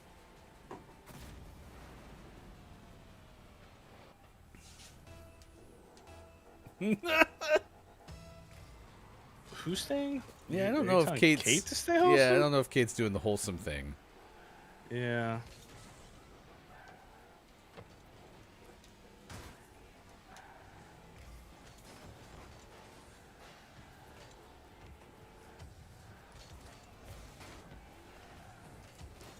Nope, that's not where that should have gone. There we go. That's better. Oh, I'm on my back.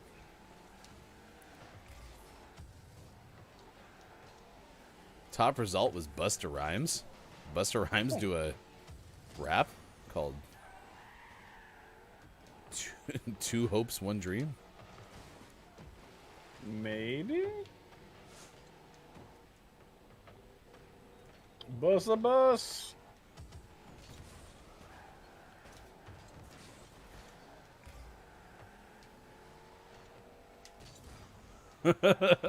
Kate asked Gray, "You think I'm wholesome?" Gray said, "You were once. There was a time." Yeah, when she was like 3. By the way, Kate, just a complete side topic, but I went to go use the Loba emote, and it wasn't in my repertoire the other day. And so I was just wondering if... Oh my gosh. Is it still available for consumption, or... For consumption? Did it go You away? can definitely eat it. I mean, it could have just been a Twitch fluke, too, so I don't know, but... I think Kate may have switched them out. But I paid bits for it. now you paid bits for whatever is there is not there now. I can't say words. I'm gonna stop. They paid bits for it. I didn't know you could change. I thought it was mine for. Can I have it? Oh my gosh. I didn't know they could go away. Really? No. Like, I didn't know the bits ones could go away. Like, I thought once you had a bits one, it just stayed with you for lifetime. So close. Sad. So close yet so far. Oh, there's a llama card topper. It's the Fortnite one. Of course it is. It's 7:46. We got sports coming up shortly. 10:46 out on the East. That is Mike. I am Ryan. Tomorrow, 4:45 p.m. Pacific time. It is GMS After Dark. You can tune in. Digital Doc Games will be a look. It's Mike O's guest. Find out more by watching this channel coming up on Wednesday. Also, if you want to become a Patreon subscriber, you definitely can. Just go to patreon.com/gamingmorningshow. Big thanks to all the folks celebrating sub-anniversaries with us this month. We truly appreciate all the support of GMS. And if you want to become a kneecap subscriber, I'm gonna bust some kneecaps. you can pay $6 a month, and Mike will do something a little extra for you, plus get you inducted. Temple of the Six. Six. Six. Six. Six. One of my favorite things. 6. That? No, just the fact that you have a Temple of the Six that Oh, you made for our oh, kneecap subscribers. Yeah. Yeah, very important. At least for a while.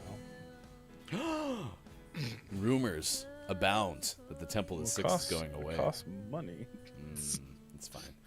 It's sponsored, though. You have Dunkin' Coffee and Dr. Yep, Squatch soap. absolutely do. You're fine. It'll be okay. That's happening. Also coming up on Thursday, it's Kiki Lowe's birthday stream. It starts at 7 a.m. Pacific time. Again, 7 a.m. Pacific time, not 1 a.m. Pacific time. PM. There's going to be a whole bunch of fun. It's a subathon, too, so if you want to go support Kiki Lowe, we try to reach a followers goal. I want to say 3,000 for a cosplay that Kiki's doing. She's like 20 away. Yeah, it's very close. She's not far at all. You can have that happen. On October 23rd, it's Austin Attack 12's 12-hour fun, maybe kind of an anniversary stream. So, Stream? I love streams. and then the 30th, it's a Halloween party. That's from Austin Attack 12. Same day as the Alien Anonymous Memorial Fall Guys Invitational. Coming up on the 17th, there's a kill race tournament from Tater Shots. Tater Shots with an O, 0 rather, instead of an O. That's happening. Vectober is going on with Mad Artisan. I saw that shared in our Discord some of the latest Vectober output. Mad Artisan's back on the air on Friday at 7 p.m. Pacific time and Sunday at 10 a.m. Pacific time. And Kim Chica is having a new show called Taste Test. That's Fridays at 4 p.m. Pacific time. Find out more at Kim Chica on Twitch. So, whole bunch of promo. Very cool. Give some shout outs this morning. Excuse me. To our That good was a big yawn. To our good friend King, last name Gray. Big shout out to King. Yeah, see, it's real easy to say your last name. And a big Gray. shout out to it's Brendan_TTV. TTV. I got it fixed. Doodly doo. No. Still need to figure out how to change the voice line. 7:40. Bob, you're supposed to say Brendan now. Okay, Bob's good with it. Let's see. It's sports time at 7:49. So we'll start off with, of course, did the Mets win?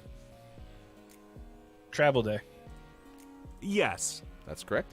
The Colts in your home state of Indiana, the state from Did which they you win? hail, they were up 22-9. Did they lose? Lost in overtime to Baltimore, 31-25. Yes. It was on the road, but still. That's fine. That just means the Eagles get a better draft pick for Mr. Wentz. The Ravens outscored the Colts 16-3 in the fourth quarter, and then scored in overtime. I think as it stands, we have 3 first-round picks or 3 top 10 picks. This way, we can draft offensive linemen that will never play in the NFL. I think the hope is you do want to win this year, but you want the Colts to do as badly as you mentioned. So that way, you still get those great picks plus your Colts other and the first-round Dolphins. picks. So. Yeah, if the Colts and the Dolphins can both tank, which I mean is an outside the realm possibility, The Eagles can be okay. I mean, we're 2-3, right? That's not good. Boston advanced in the ALDS. The Red Sox will move into the AL Championship Series with a 6-5 win over the Rays. Atlanta goes up 2-1 over Milwaukee with a 3-0 win. And your San Francisco Giants, a 1-0 win over the Dodgers. Yeah, Alex Cora, the manager of the Red Sox, has become he's 5-0 in games in which they can advance, which is the first in Major League history. Today, it's White Sox and Astros starting at 11:07 a.m. on Fox Sports 1 Pacific time. The Astros have a 2-1 lead. Atlanta can clinch today, so can the Giants. Those games at 2:15 and 6:07, respectively. Let's go Giants. Sorry, Chris, I'm you. But we also have Brendan, so we're kind of damned Sorry, if we not do, sorry. damned if we do. Don't. No, I'm gonna go for the Giants. Dodgers are trash. Listen, Just Bob. saying. Bob loves. Actually, Bob still has the same old box. Nothing's changed about Bob's box. No one's ever adopted Bob. So No. someday, though. Someday. Yep. All right. Elsewhere in sports, I'm going to read an Associated Press story. Okay. I know that our friend, Look, It's Mike O, was active on Twitter last night. John Gruden has resigned as the coach of the Las Vegas Raiders after emails he sent before being hired in 2018 contained racist, homophobic, and misogynistic comments. Gruden released a statement Monday night saying, quote, "I have resigned as head coach of the Las Vegas Raiders. I love the Raiders and do not want to be a distraction. Thank you to all the players, coaches, staff, and fans of Raider Nation. I'm sorry. I never meant to hurt anyone." He stepped down after the New York Times reported that Gruden frequently used misogynistic and homophobic language directed at Commissioner Roger Goodell and others in the NFL. Special teams and assistant head coach Rich Bisaccia, I should know that name, will take over on an interim basis. It was a rapid downfall for Gruden. It started on Friday when the Wall Street Journal reported that Gruden used a racist term to describe NFL Union Chief DeMaurice Smith in a 2011 email to former Washington executive Bruce Allen. Again, all of that according to the Associated Press. There is literally no place in our society for the things that John Gruden said. And I find it even more reprehensible that a public figure such as Mr. Gruden would use the language that he used. As Ryan said, I was super active on Twitter last night arguing with some folks about this cancel culture nonsense. There's no such thing as cancel culture. There's consequence culture. When you say the thing, and it's not like he called him like an a-hole or a douchebag or anything like that. He said some pretty inflammatory things. And there are people defending him, saying, well, it was just a private conversation. This goes back to the locker room talk nonsense, right?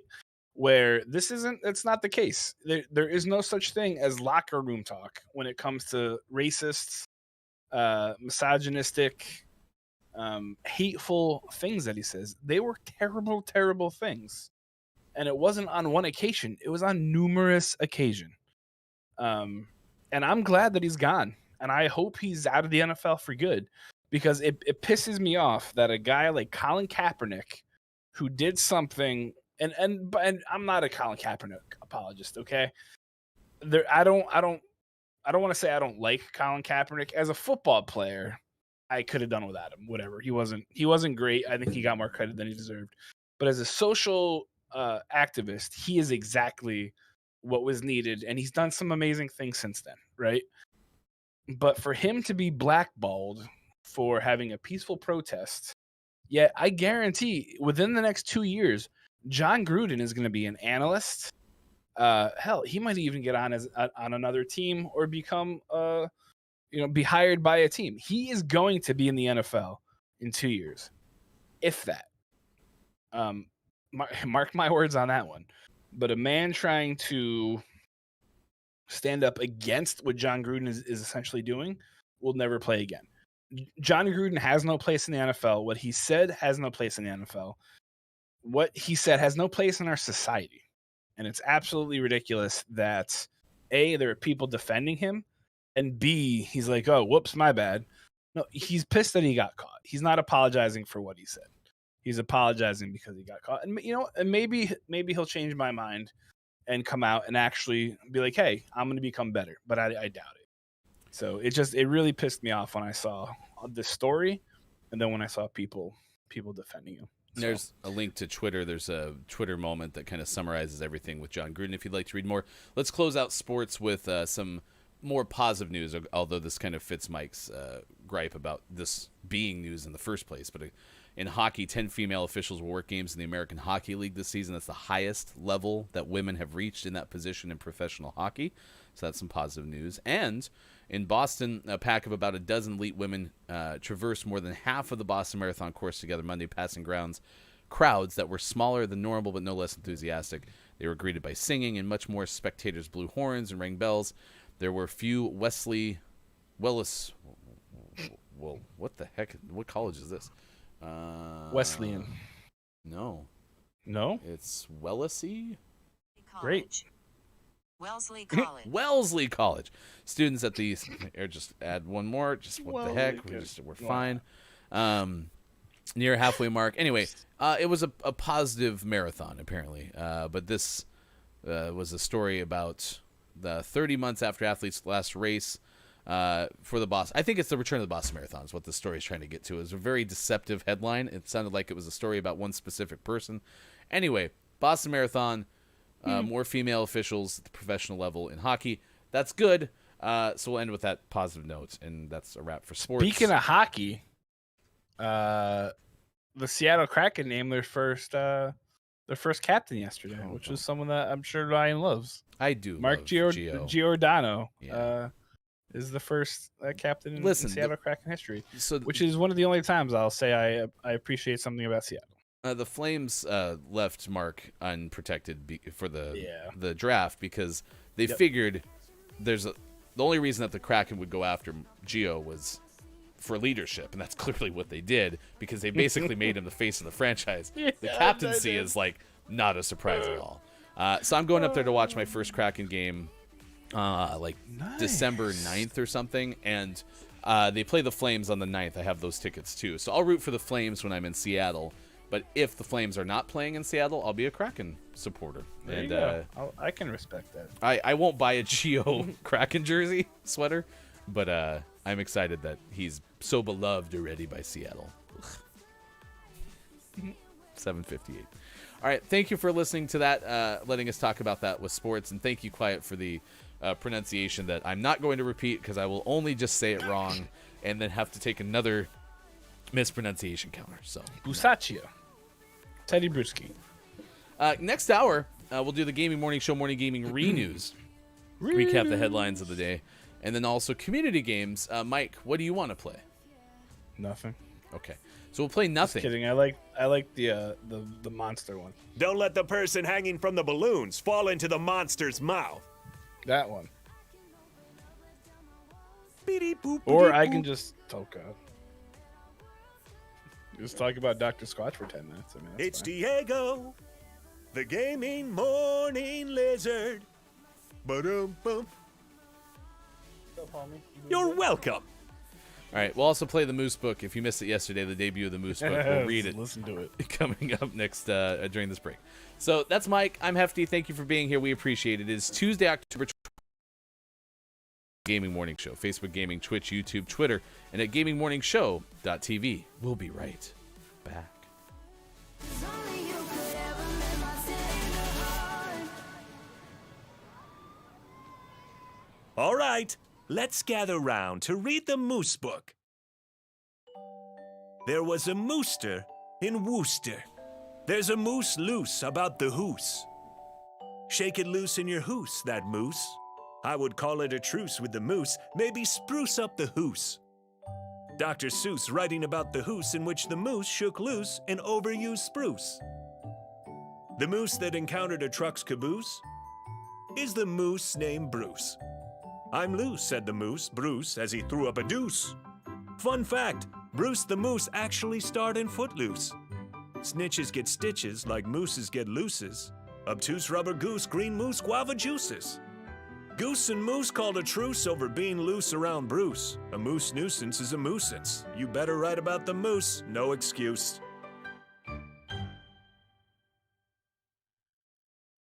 You're welcome.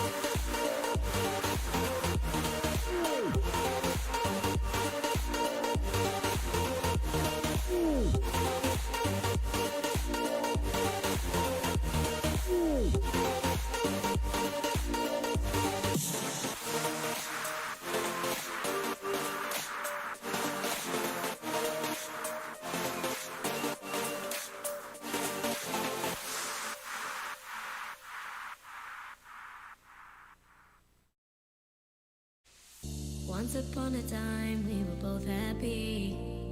Everything was fine, then suddenly it leave. I was left behind, broken in pieces. Then you'd reappear. Sometimes we all feel a little afraid.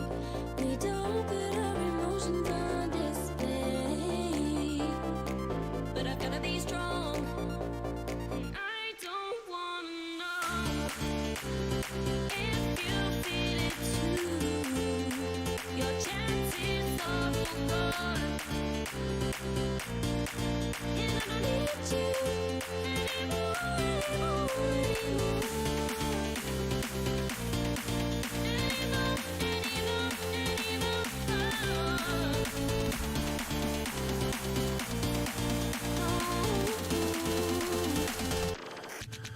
Yeah.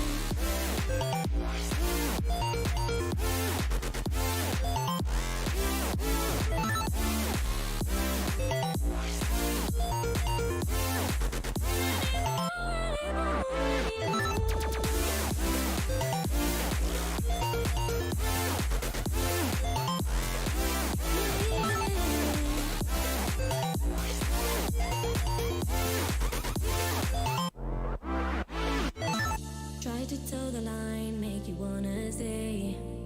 Asking myself why you keep going away. Don't want more goodbyes, so I've gotta say that although I've tried, sometimes we all feel a little unsure. We don't really know what we're here for, but I've got to move on, and I don't wanna know. Anyone need a good spritzing? Coming up on Gaming Morning Show. Community Games and GMS Morning Gaming Renews. Get ready for your takeaways that were pretty okay. And the clip of the day. Join our Discord. Go to gms.watch and click on where to find GMS. And follow us on Twitter at WatchGMS. Time for hour number 3. Right now. Morning, gamers. Had my sunglasses on. I was wondering if there was like a reason for that, so I was just gonna let it ride. But you had it. I had to gather all my stuff, so we'll be done a little bit early today just because I got to get to work right away. Tomorrow, though, I'll be sitting in this chair to watch a nice episode of GMS After Dark. It's a new show starring Look, It's Mike O. Special guest, Digital Doc Games. If you don't know Doc, check out Doc on YouTube. Does some great stuff and is nominated. At least I submitted a nomination. Assume that is that automatic? Do they have to choose? I think so, yeah. Anyway, Doc, medical doctor, showing how video games can make a positive impact on people's lives. Go to youtube.com/digital.games. And Mike O is going to take Amiad to task. Mark my words. I mean, I don't know about to go that far, but no one has hot takes like Digital Doc Games does, and That's true. Mike O doesn't take no guff from no one. I'll call him out. I'll be like, look here, Digital Doc. You're a doctor.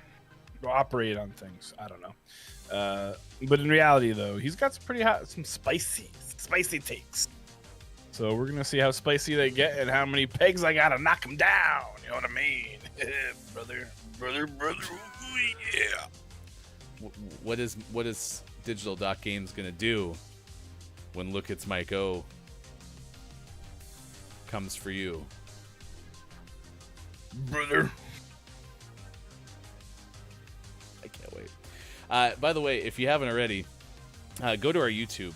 There is a beautiful YouTube Shorts that our good friend Mike O put up there too, and it's beautiful. So it's nice. You should watch Go to Chuck E. Cheese. Makes me laugh every time. it. I showed Megan, and she's like, "I don't get it." I'm like, all right, that's fine. I'm gonna go over there now. Oh, look, it's Mike No Guff O. No Guffo. I ain't take no gup, nobody. Makes me laugh. Morning to the final hour crew. It's very good to see everybody hanging out with us this morning, including, hey, it's Brendan _TTV, one of the ambassadors to the Final Hour crew. Hello, FHC. Jack says, but is he a real doctor? Sure, he might do surgery or therapy, but does that count? Really, I say no. A sucker must be involved. Good morning, Jack. Hello, FHC. I hope your work is going well. Quiet I Am Gaming, my biggest fear is not being the cream that rises to the top. Is that a way to say you're afraid of failure? Or literally, you're not the cream that rises to the top? Like the metaphorically one? Yeah, that's thing? the word I was looking for. Oh, that's a Macho Man quote. Really? What? I love it. Quiet. I love it. I mean, I'm not doubting you at all. I feel like it's why not, right? Down says, bless Bob, no idea how he got through that nonsense. That's referring to the Moose book. Now, here's the next question, Chad. If we made the Moose book into an animated short, would you watch it? If you do that. Also, for the lawyers out there, if we make an animated short that says the name Dr. Seuss, will we get sued? If So those are what? my Say two it again. questions. So if we use the name Dr. Seuss in context of Yeah. this book, will we get sued? I feel like if you say it's like Dr. Seuss-esque, no. Okay. But if you're like, this is a Dr. Seuss book, I think, you know, or in the style of Dr. Seuss, because then you're saying that it's in the same, you know, Seussian, right? But you can't advertise it as like a Dr. Seuss book. No, that we're not. We literally say Dr. No, Seuss exactly. in the Moose book. So do we have Yeah. to change it into something different? I don't think King so. Gray says change the spelling, you're fine, but also I'm not a lawyer in any way, shape, or form. So cool. Dr. Zeus.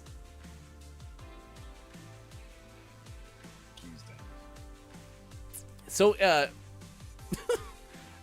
the Guardians of the Galaxy is a movie. There's 2 of them so far. Part 3, or Volume 3, is apparently coming out, so they're going to go with the 3rd one of these. Yeah, it's going to be amazing, I bet. Great. Yeah, I can't wait. Which one is do you like 1 or 2 better? You know, when you really look at, like, the structure, right, the story arc of number 1, there were some really superb moments in that, but it was not as sound as some of the other movies through which I enjoyed the arc as much. And so when I compare and contrast that to the way that the structure of the storyboard was for Volume 2, I realize that the existentialism that's displayed in Volume 2 of Guardians of the Galaxy is not quite that of the Macbethian that I expect, if you understand what I'm saying. Yep. And just for the record, K-Laugh hit the nail on the head with his explanation. As long as it's not defamatory, who cares? Anyway, Ryan's analysis is spot on. That's some great analysis. Isn't it ironic? Analyst Morissette. To answer Dan's question, there is both a 3rd one and a Christmas special. I believe that the Christmas special is done or about to be done, and they have not yet. Chug. Sorry. You're not supposed to pay attention to that. I was just drinking water. It was instinctive. It just happened. It's kind of like when you say the F word. But however, oh, right. Like, don't say the F word. But Guardians of the Galaxy Volume 3 is coming out, and it's very exciting for Marvel fans because it's going to see a character that we all really hoped to see. And that character is named Adam Warlock, and guess what? They got somebody for it. After teasing his appearance at the end of Guardians of the Galaxy Volume Número 2, Adam Warlock looks ready to join the Marvel Cinematic Universe in the next installment of the hit franchise. Sources tell Deadline that Will Poulter has landed the role of Warlock in Marvel's anticipated sequel. James Gunn is returning to direct, with Marvel Studios president Kevin Feige producing. The character was first teased in a post-credit scene of Guardians of the Galaxy Volume Número 2, when Aisha, played by Elizabeth Debicki, unveils to her chambermaid the perfect sovereign she is created to help destroy the Guardians once and for all. Ever since that scene, fans have waited patiently to see who would ultimately play that character, with their wishes now granted. Sources say Gunn and execs began their lengthy search for the person would be playing Warlock at the end of August, with Poulter meeting along with several other actors for the coveted part. As it is common with any major Marvel property, execs and Gunn took their time with the role, given how excited fans were when it was first teased. In the end, Poulter's test was too good to pass up. Best known for roles in The Revenant and Detroit, Poulter has been busy on the TV front, most recently appearing in the acclaimed Amazon miniseries The Underground Railroad. So a lot of folks are very excited for him to be there. Of course, there's some people who are not, but I mean they'll never be happy. But he's a great actor, and I'm interested to see how he is, because Adam Warlock is a pretty like bulky kind of super mega hero, but I think a lot of folks assumed it would be like a mega star. But I mean, I can't say anything against Marvel's casting. They've hit everything out of the park thus far, so Yeah. it'll be pretty exciting. For me, this is really a surprise, and again, I keep my pulse on the Hollywood. But No, you keep your finger on the pulse of Hollywood. Exactly. No, I keep my pulse. I literally lay down on the Hollywood and I keep my veins and arteries as close to it as possible so that like Hollywood can really feel my pulse. Oh. It's important to me. And Pulsing? I was surprised to hear this because Marvel Studios, who makes all the Marvel movies, they did a tremendous job kind of keeping this whole thing under wraps with Polter. It was kind of like a poltergeist.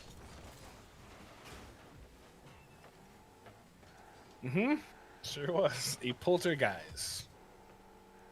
A poltergeist. Yep, I gotcha. That's kind of what this was, the announcement of this. Yep. I just really like how they say, according to sources, the source was the director of the movie. So I'd What's say that I'd person say know? yeah, he doesn't know a whole lot. So according to sources, well, which one's your source? I don't know. The guy who's directing it, whatever. A poltergeist. Yeah, we get pulled. Yep. Because his name is Polter. Guys, yeah. Last name. And a guise is an external form, appearance, or manner of presentation, typically concealing the true nature of something.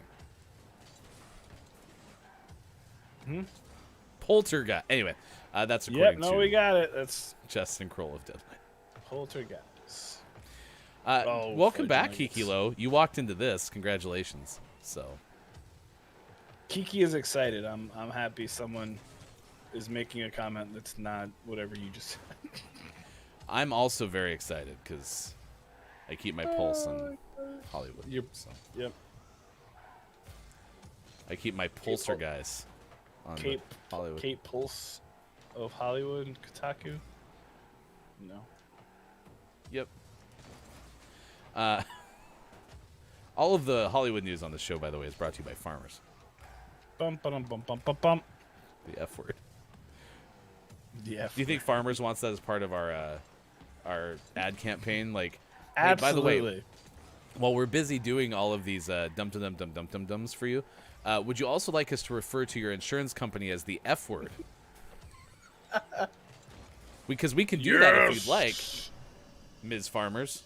Just let us know. Ms. Farmers. Oh, I wasn't going to do what, Brendan? We are the farmers. Dun-dun-duns? Oh, yeah, no, we established that way back in the first hour. That was a 1HC move there. We even have a great screenshot to share with you later today on Discord. Of farmers? Yeah, so when you were writing that you weren't going to be around, or no, Sean wasn't going to be around after the hour. It's great. That was good. Yeah, very hilarious. Just stick with us, chat. We'll make you smile. You got it.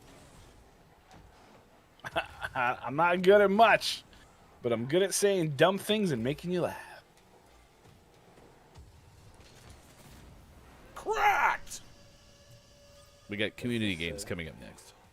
My email says, shut up. You got to just turn your email off. I can't. Don't let it be a distraction. But I can't. All you have to do is just not open any of them. Oh, I promised. I got to read all the Oh gosh. the potential email senders that I have for my 100 and some thousand emails. Oh gosh. So I kind of went into like demolition derby mode there for a second. Forgive me. It's all good. You went twisted we're- metal on us. We're playing with the lead, so we can be aggressive for once. We haven't played with the lead much today. That's accurate. That's very accurate. I don't know much, but I know it's farmers. Bum bum bum bum bum bum. Nice, Mike is cracked. Sucker. This kind of gameplay you come here for, chat. Next hour, we announce that we're a full-time Rocket League stream. Sorry, I'm back. I got excited. You almost pulled a neck muscle. Looks like you might need to file a claim with farmers. Bum bum bum bum bum bum bum. The F word of insurance companies. Oh, nope, that's not the goal. In a very unintentional, serious note, though, I use a Farmers for our insurance, and their towing thing is great. So, like, we've had to tow my car way too much lately, and it's been amazing. So, get the roadside assistance with your insurance policy, chat, and you can get one from Farmers. Bum, bum, bum, bum, bum, bum. So did you have to like tow your car to Portland? Yep. Does Salem not have a mechanic? Oh, it sure did, but the mechanic, we don't have one established. We're in the dating stage with a mechanic in Salem, and so we're just not there yet. So Roger. And so my friend came down and used AAA to tow us to Portland after we'd already towed my car twice in Salem. Gotcha. We didn't have to. We chose to. It's been quite the saga. Basically, to very much summarize it, car won't turn on. Estimate, decide to get a new car. Can't buy a new car. Too few cars. So decide to repair. Bide our time. Go to repair. Repairs like now a third more than we had expected. Don't have a relationship. Know somebody who's really good with cars. They have a relationship. Take it to their person on a tow truck. And then check engine light comes on. So it's still not fixed when we thought it would be fixed. And a partridge in a pear tree. 74 days till Christmas. Get your shopping done early, folks. Same reason that Ryan's having a issue getting his car. Chip have a lot of issues getting things. Shortage. There's no Doritos. There's no Doritos. Chip shortage. Oh man. It's a H22. So here's what you do. Okay, you go to Sean's house. Take apart his PlayStation 5. Get the chip out of there. The chip. And then bring it to the car place and be like, hey, I've got a chip. Can I have a new car? Done and done. That's all you have to do, chat. You want a new car? Just follow Miko's simple instructions. Just easy peasy. 11:23 West Coast time. 4:23 for those watching GMS in the UK. Doodly-doo. All right, let's play a little bit of Don't Let the Person Floating from the Balloons Fall in the Monster's Mouth. I do have to laugh. Yesterday, I was wearing my in-ear headphones. And, I don't have them out here. But they actually kind of go down the ear canal. They're very cool. And Kate Zaid was streaming. And I was watching Kate Zaid stream, as I do on Mondays and Wednesdays and Saturdays. Yep. And I told Kate that Kate was in my ears. And Kate did some, like, ASMR stuff where she got, like, really close to the microphone. And it was, like, a mind trip. Holy cow. Like, it went from sounding one way to just being like, oh my gosh, Kate is literally in my ears. The end. That's good. That's good, but it's also terrible. Yeah. It's good and simultaneously terrible. At the same time. So that's when I learned just how good my headphones are. Nice.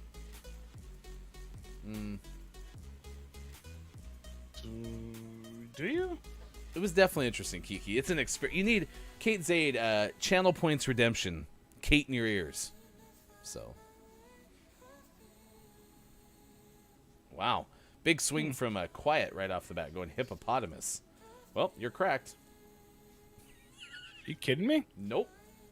Okay. Now, the only thing that's standing in our way is my ability to spell hippopotamus. But we got them all. So, I mean, technically, Quiet, you spelled it wrong because there's an A in between the M and the T. Okay, so we unfortunately can't give you credit for that one. But nice job.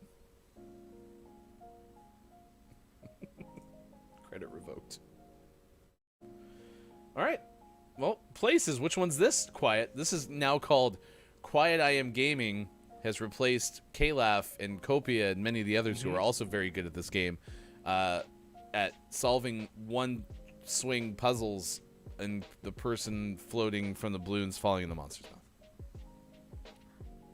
Acronym that. It'll still never be as good as whatever y'all came up with while I was on vacation.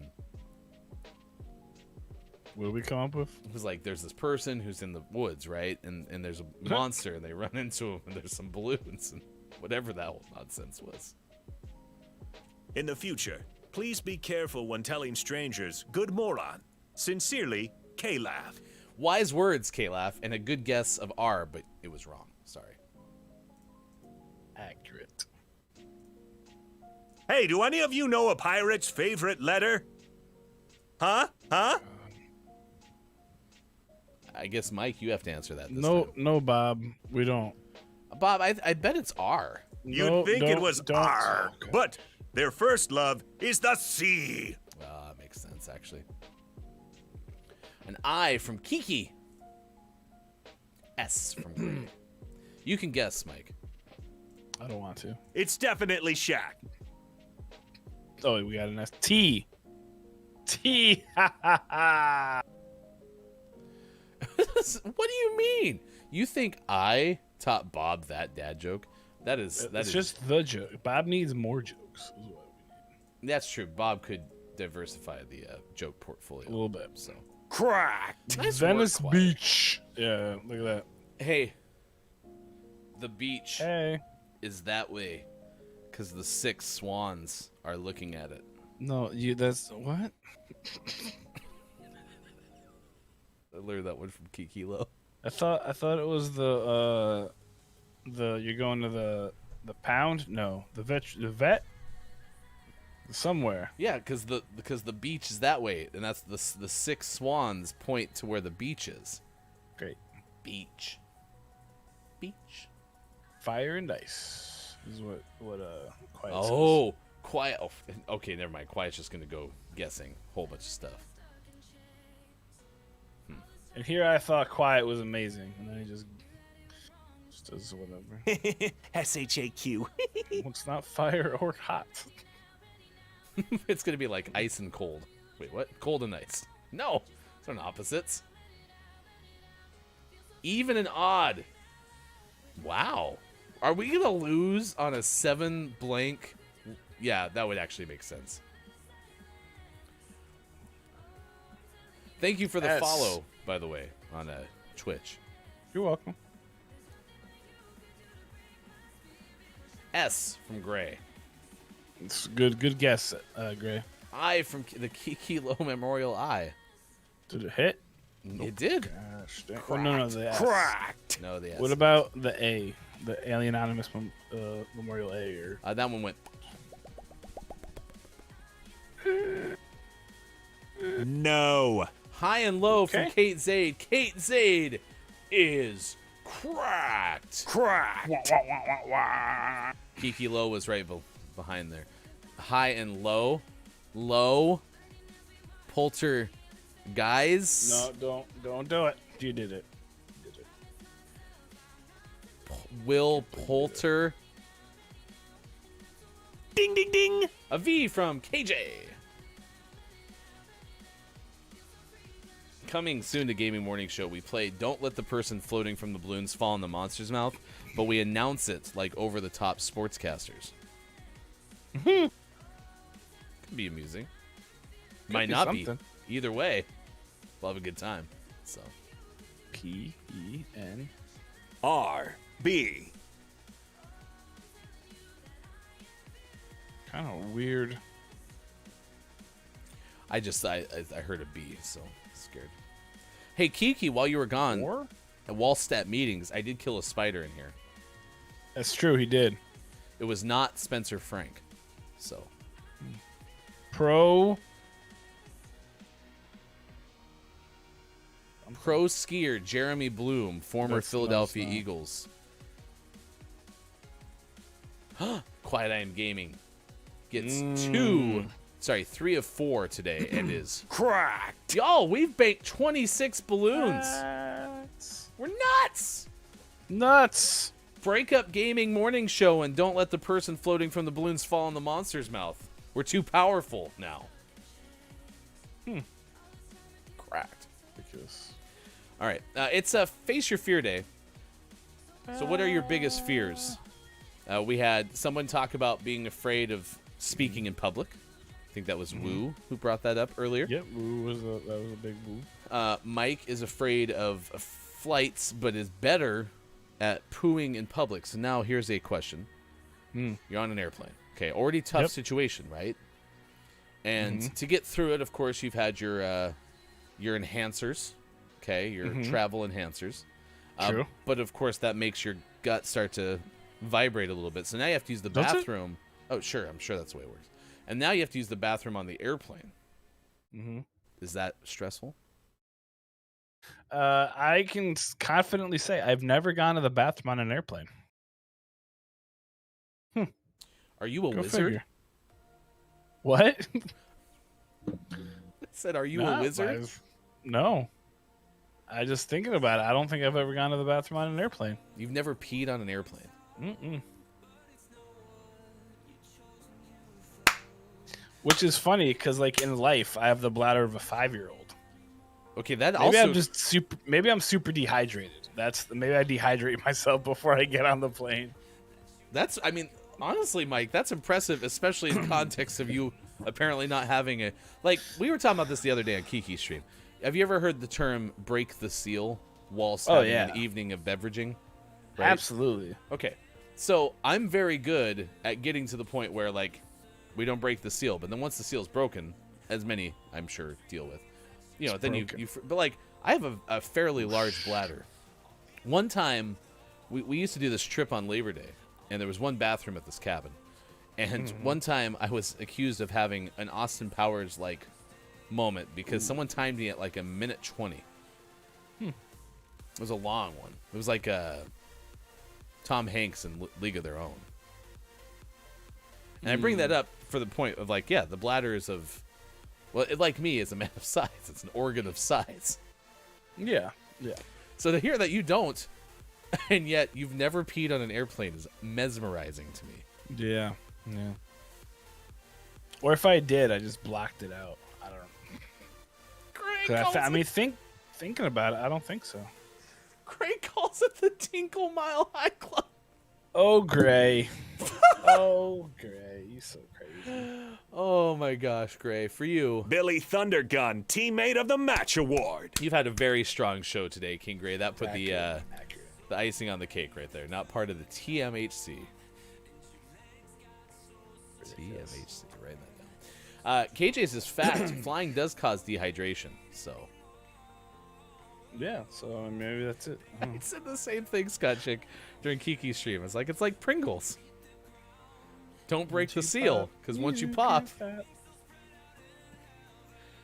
you go to get your insurance from farmers. So, according to daysoftheyear.com, this is Face Your Fears Day. This is one of the shortest discussions, explanations, written pieces on any of the two websites we primarily use for Days of the Day.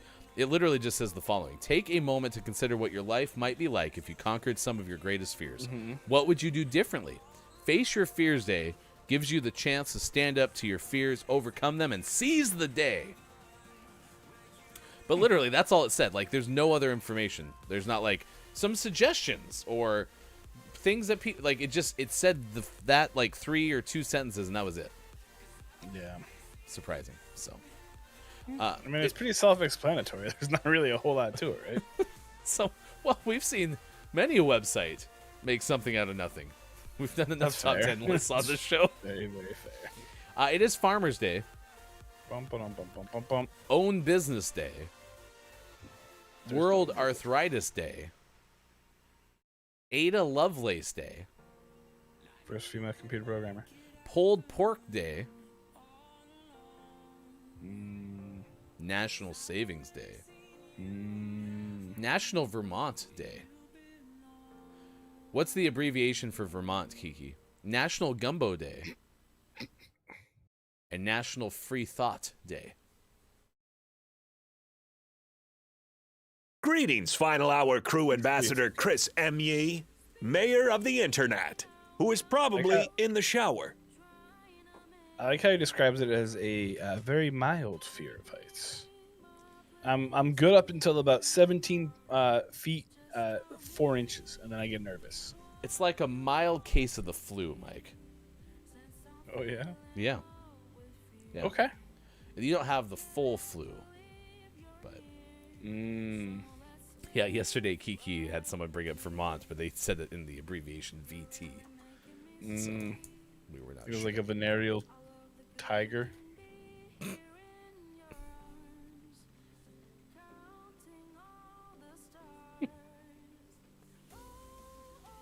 Look, it's Mike O, host GMS After Dark, 4:45 p.m. Pacific Time. Tomorrow afternoon. Find out more by following these very same GMS platforms. There's an elk in Colorado, Mike. And something happened to that elk kind of a while ago, right? Like, this wasn't yesterday. And so they just finally decided to take care of the problem. And we have a theory, a GMS theory, that this was not as welcomed by the elk as it seems. This according to SF Gate. Yes, according to the wonderful SF Gate. Sorry, Chris said he's been described as a VT. I don't know. I didn't know you were a tiger. However, speaking of animals, this elk had some sweet... bling isn't the word. Some sweet stuff. I don't know. Maybe I'll think of a word while I read it. But anyway, wildlife officials in Colorado said that an elusive elk that has been wandering the hills with a car tire around its neck for at least 2 years has finally been freed of the obstruction. 4.5-year-old 600-pound bull elk was spotted near Pine Junction, just southwest of Denver on Saturday evening and tranquilized, according to the Colorado Parks and Wildlife. Officers with the agency had to cut off the elk's 5-point antlers to remove the encumbrance because they couldn't slice through the steel in the bead of the tire, which is unfortunate. We would have preferred to cut the tire and leave the antlers for his rutting activity, but the situation was dynamic. We just had to get the tire off in any way possible. Officer Scott Murdoch said Murdoch and fellow officer Dawson Swanson, which isn't a real name, eliminated the elk shed about 35 pounds with the removal of the tire, the antlers, and all of the elk stuff which he stored in the tire. Wildlife officers first spotted the elk with the tie around its neck in July of 2019 while conducting a population survey for sheep and goats. They say they have seen deer, elk, moose, bears, and other wildlife become entangled in a number of items, including swing sets, hammocks, clothesline, decorative or holiday lighting, furniture, tomato cages, chicken feeders, laundry baskets, soccer goals, and volleyball nets. So yeah, I'd be pretty pissed if I was this elk, because he's like, this is basically like a fanny pack, but for an elk, right? You put it around your neck, you put your stuff inside of it, and you're good to go. And these guys just came along and took it away. Whatever, accessorizing is what I was trying to say before. It was a very nice accessorized thing, and of course, they had to go ahead and screw it up. Just trying to mind my own business. Have this beautiful tire that I found. Been wearing it for weeks, and you came through and ruined it. For 2 years. Can you imagine how much stuff he probably saved in that tire? Man. It's ridiculous. So angry. He says, would a moose or an elk say that? Maybe. I don't know. There you go. That's perfect. That's what I was thinking. It's actually probably my closest impression. Oh my gosh, that's great. Oh my gosh. It is a good day. Thank you for being with us. It is 8:40 on the West Coast, 11:40 out on the East Coast. It is 4:30 for those watching GMS in the afternoon. Doodly-doo. We did tell you earlier about DC's new Superman, John Kent, comes out as bisexual, according to Liam McGuire of Screen Rant. And earlier this hour, Guardians of the Galaxy Volume 3, Will Poulter, guys, to play Adam Warlock in the next installment of Marvel franchise, according to Justin Kroll of Deadline. We are 10 minutes ahead of schedule, but we got to wrap up even earlier than we have on Tuesdays. I just have not had enough time, so I need to get out of here just a touch earlier. So Mike will tell us the Gaming Morning Show Morning Gaming Re-News. It's a recap of all the headlines of the day that we do in the 6 o'clock hour. And if you miss any of it, check us out on Twitter. Hashtag GMS Morning Gaming News. Good morning to you, Z. It is good to see you. Thanks for being here. Here are the headlines from today's Gaming Morning Show Morning Gaming News. Welcome to the Gaming Morning News, or I forget what Sean says. Either way, you're not late. You're never late, Z-Glass. You're always we don't really have a schedule. Wait, what? Ballpark. Anyway, SpongeBob And the Teenage Mutant Ninja Turtles adorn the latest custom Xbox Series X consoles. This, according to Marcus Stewart from Game Informer. There are new consoles. Luckily, one of them is shaped like a rectangle, so it lends itself to SpongeBob the SquarePants. And the other console is painted to look like Leonardo, not from the song, but from the Teenage Mutant Ninja Turtles. You can't buy them, however, you can win them if you go to the Twitter machine for the Xboxes. You can go ahead and if you retweet it, you get entered to win.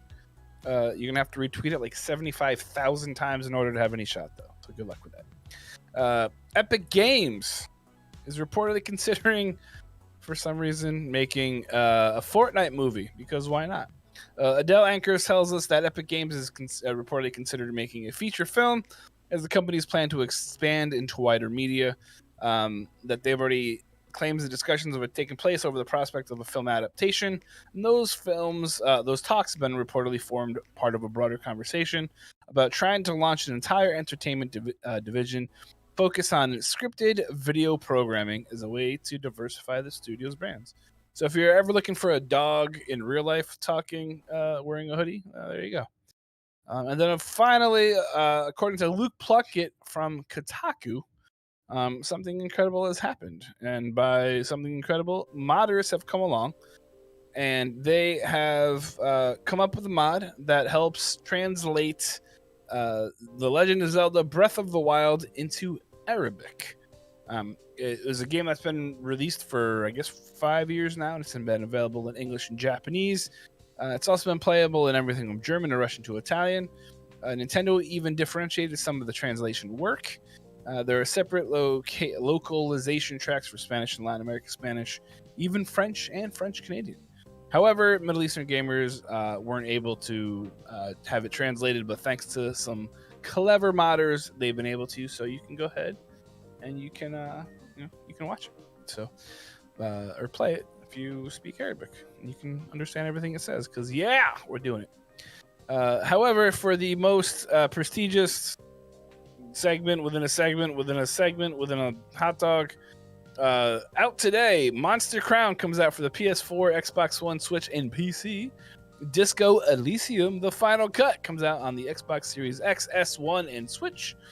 Back for Blood finally comes out on the PS5, 4 Xboxes, and the PC. And for the actual most prestigious hot dog within a hot dog, the name of the morning, A Memoir Blue on the Xbox One, because that's still a thing.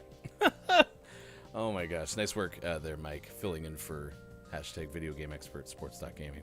I don't remember the hot dog thing, but what I do know is that if you're looking for a chocolate drink, Yoo-hoo, the hot dog of chocolate milk. Glass, yeah. Can we talk about Smash in my boy Sora? Yeah, that was a big deal last week, right? Wasn't that the new Smash character that came out? Huge. Definitely follow the last one. GMS Morning Gaming News on Twitter at WatchGMS is our Twitter handle.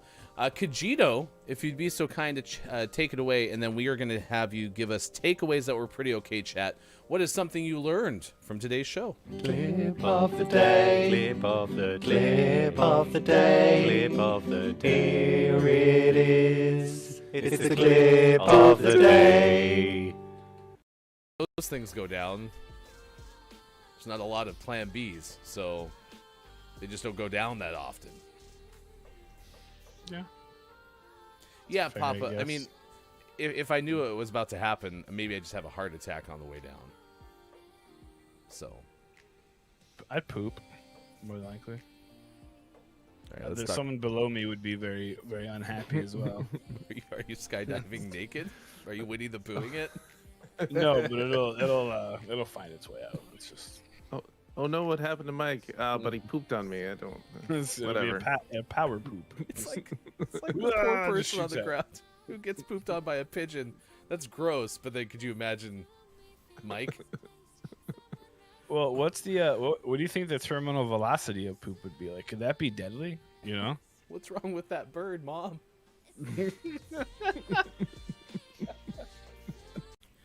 Clip of the day. Poop style. Our apologies to Hofbrew.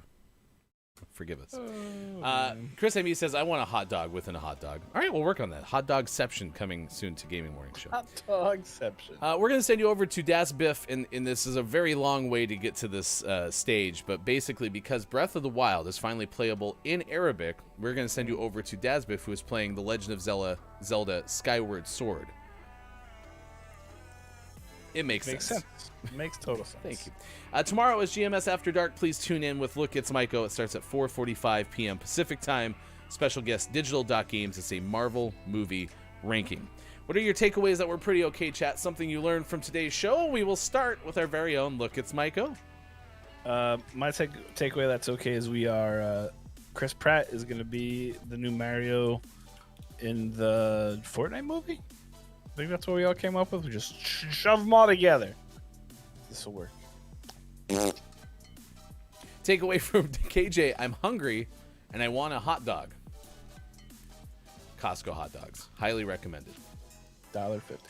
Yoo-hoo, the hot dog of chocolate milk. What else we got? I've been curious about Disco Elysium. That's according to Brendan. Brendan will be streaming, by the way, on Thursday.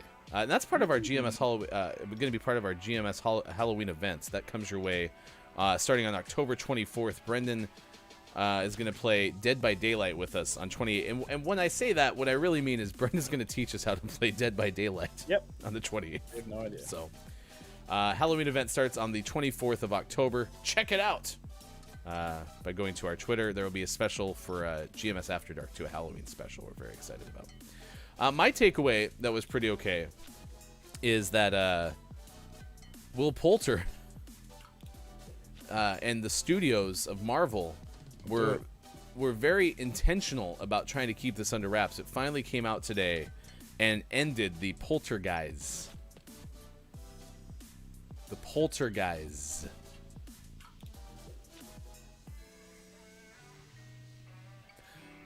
Hi, Dandy.